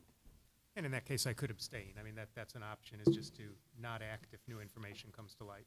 Yeah, and so, I mean, to me, I trust your judgment, and there's, this is votes for lobbying, so there's not, it's important and it's real, but it's not like supporting something's gonna change something, so I don't, you can't hurt us too bad if you make it bad. Thanks for that vote of confidence. Don't screw it up. Just do what I would do. I would second that. All right, anyone else? I will agree, vote in the spirit of. I think I mentioned in one of the previous meetings, the first 6 that the resolution committee says do adopt, I'm in concurrence with all those. And then for 7, 8, and 10, if that gets brought back for a vote, I would agree with the recommendations to not adopt those. Some of these things, if you look at the headline and read the first paragraph, be like, of course we're going to accept that. But then when you really read the rationale of the resolution committee, you're like, oh, that makes a lot of sense. So there's a lot of people across the state that are weighing in, discussing, and I'm in concurrence with all their recommendations. 1 through 6, plus 7, 8. I also am comfortable with you voting in the spirit of our discussions here. I had one of the follow-up questions, which I understand you couldn't have a chance to ask, but I'll put Dr. O'Keefe on the spot. It was on the resolution for healthcare coverage that I think a smaller district wanted to join a pool. And I know our healthcare is our insurance, some of it is within a pool with other school districts. Does that have an implication to financially impact us? Nope. Okay. Then I'm comfortable with the resolutions and that are proposed and also the appealed ones. I think Angela, you went, right? Go ahead. And I'm in agreement, 7, 8, 9, or 7, 8, and 10. The recommendation I agree with. And Brad, you're covered. John? The one on TIFs, I would oppose it. There's a variety of things there. One of the points they make is they want this more public. Well, it's all public already anyway. The problem that I have is that the TIF process has been so badly abused that I think this is now called for. Had TIFs been used the way they were intended, the but-for rule, if that had been applied, I'd oppose this. But the but-for rule has been ignored, and TIFs have been used to enrich the wrong people. And so, fine, let's support this. Okay. Anything? Thank you. Yeah. Remember, the thing that's so interesting about this is we live in a big state with a lot of districts with a variety of opinions and have different geographies to cover, right? Especially as you get downstate. It's just the dynamics are different and the needs are different. So I really appreciate what IASB does is giving us some guidance on how they feel about it as well. So it's really helpful.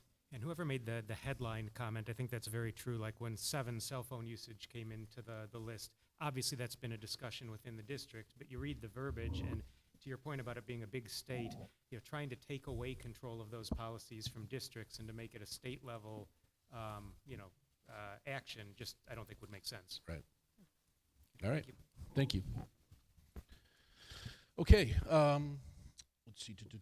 Okay, we have board committee reports out there. And so we had a board facilities meeting on November 6th. So Brad, any additional comments you want to make? We've talked a lot about from the get-go tonight. Only 2 other little heads up for the board. On the Sherman Durgis related work, I mentioned December is going to be the roofing, flooring, paving work that'll come to the board, multiple bid packages. And then in January would be the playgrounds. And I think we have 1 more year left of playgrounds, 2 more years before we get all the elementary school playgrounds done. And then when Dr. Schuler talked about how we've kind of targeted compressing of the overall schedule for the middle schools. We actually have 3 different bid packages, but what's pretty unique about that is all of that stuff appears that we'll get that awarded by the end of 2025, which is, I don't think that would have been possible if we had not accelerated some of the early design work. So I think the plan we laid out is pretty good. And because not only did we pass our referendum, but I did research, and every single bond referendum in Chicagoland, with the exception of Kane County, every one of them passed. School districts, park districts, fire prevention districts, it's library districts, every one of them in Lake County, Suburban, Cook, DuPage, Will, every single one of them passed. So there's like $1.5 billion of construction going into the construction market. So hopefully through this three-step process, we're going to be able to kind of get ahead of that. So I think we'll see the benefits of that action we took earlier this fall. Yeah, I appreciate the guidance and wisdom from all our partners' input to there could be a very large demand for services and a shortage of supply, and we know what that does to prices. So really happy about we got in front of that. All right, thank you. Board Finance met on November 7. Dave? Yeah, so same thing. I mean, we spent a lot of time on the referendum and on the levy, so no need to get into that. Relative to the audit, and Brian mentioned it, the field work is done. The audit is substantially complete, and we're in good shape. We will be going to an RFP for the audit. We're at the end of 5 years, and so we will be going to an RFP. And then same thing, PMA, who does the, has helped us with the lending, helped us with the refinancing. we've still been working with them, but we're not under agreement, so we're going to be working on an agreement with them. And yeah, those are the main things I had. That was acceptable. Thanks for your In the support. in the spirit of the update, yeah. All right, the board HR policy committee met on November 4. So we reviewed policy 2.260, which we approved earlier tonight. We just had some follow-up questions that we wanted to work through of really how that interacted with some other policies. And then the next edition of press came out, so we're in the middle of reviewing those, and we'll be talking about those at our meeting next week. Was that a pretty big update? The new one is. Yeah, that's what I thought, yeah. All right. Any other reports from board members?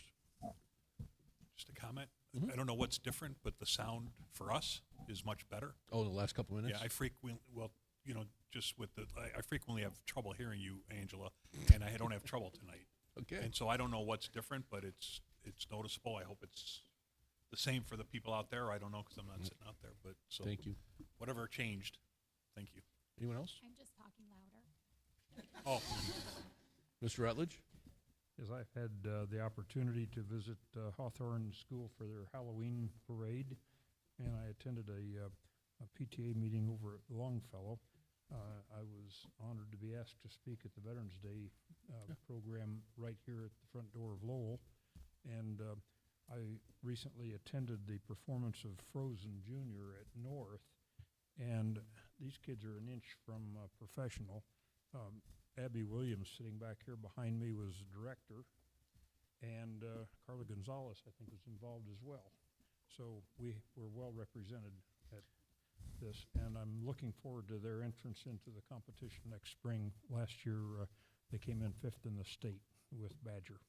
So we've got great things going on out there in our schools. Yeah, much like all of our activities, the number of parents, teachers, staff, students that all take various roles, both behind the scenes and in front, right? It's amazing the amount of interactivity and commitment to making a really high-quality product and great experience for the kids. So it's really proud to be part of the district. Anyone else? Yeah, so I mean, very closely related to that, I had the opportunity over the past few weeks to be in 4 of our facilities, and just the level of extracurricular activity. I mean, they're bustling with activity.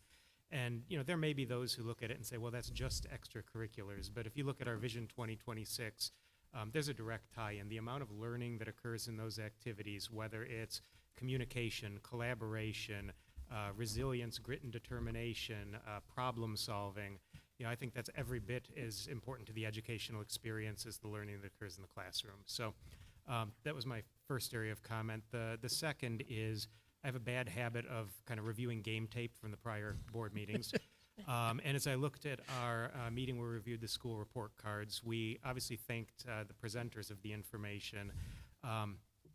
We didn't actually thank the people who drove the results. And so I wanted tonight to just extend a thank you to the teachers, the WWEA, the administration, all the staff for having played the key role in driving the improvements that we saw in the school report card data. So thank you. Yeah, I echo that, Eric. Great feedback. Thank you for bringing that up. Very good point. I just wanted to report on some visits to my adopted schools. I had 2 visits on Friday. The first was at Edison, and they had an advisory council meeting. It was put on by their school counselors that they're trying to get a RAMP certification through the National Association of School Counselors. I think I got that acronym right. Only 1% of programs are given this acknowledgement. And part of just kind of highlighting some of our collaboration, part of their process is they received a grant from the Student Excellence Foundation to get a coach to work with them through this process. So what they're doing is they're looking at data to identify students that are at risk, and then providing them with various interventions, and then following that up to making sure those interventions are working, or else adjusting as needed. And so just it was really interesting. The committee included Student Excellence Foundation, administration at the building, parents, students were involved. It was a great effort. I hope it's successful and we can bring it to other schools. I also had a chance to stop by Monroe, and they wanted me to reiterate their just appreciation for the community, for the support for their facilities. I sat in on some classes. I got to see some students doing poetries, and just the poise that these students had was amazing. Also stopped in an art class, and it was really cool how the teacher had transformed the art room into Harry Potter.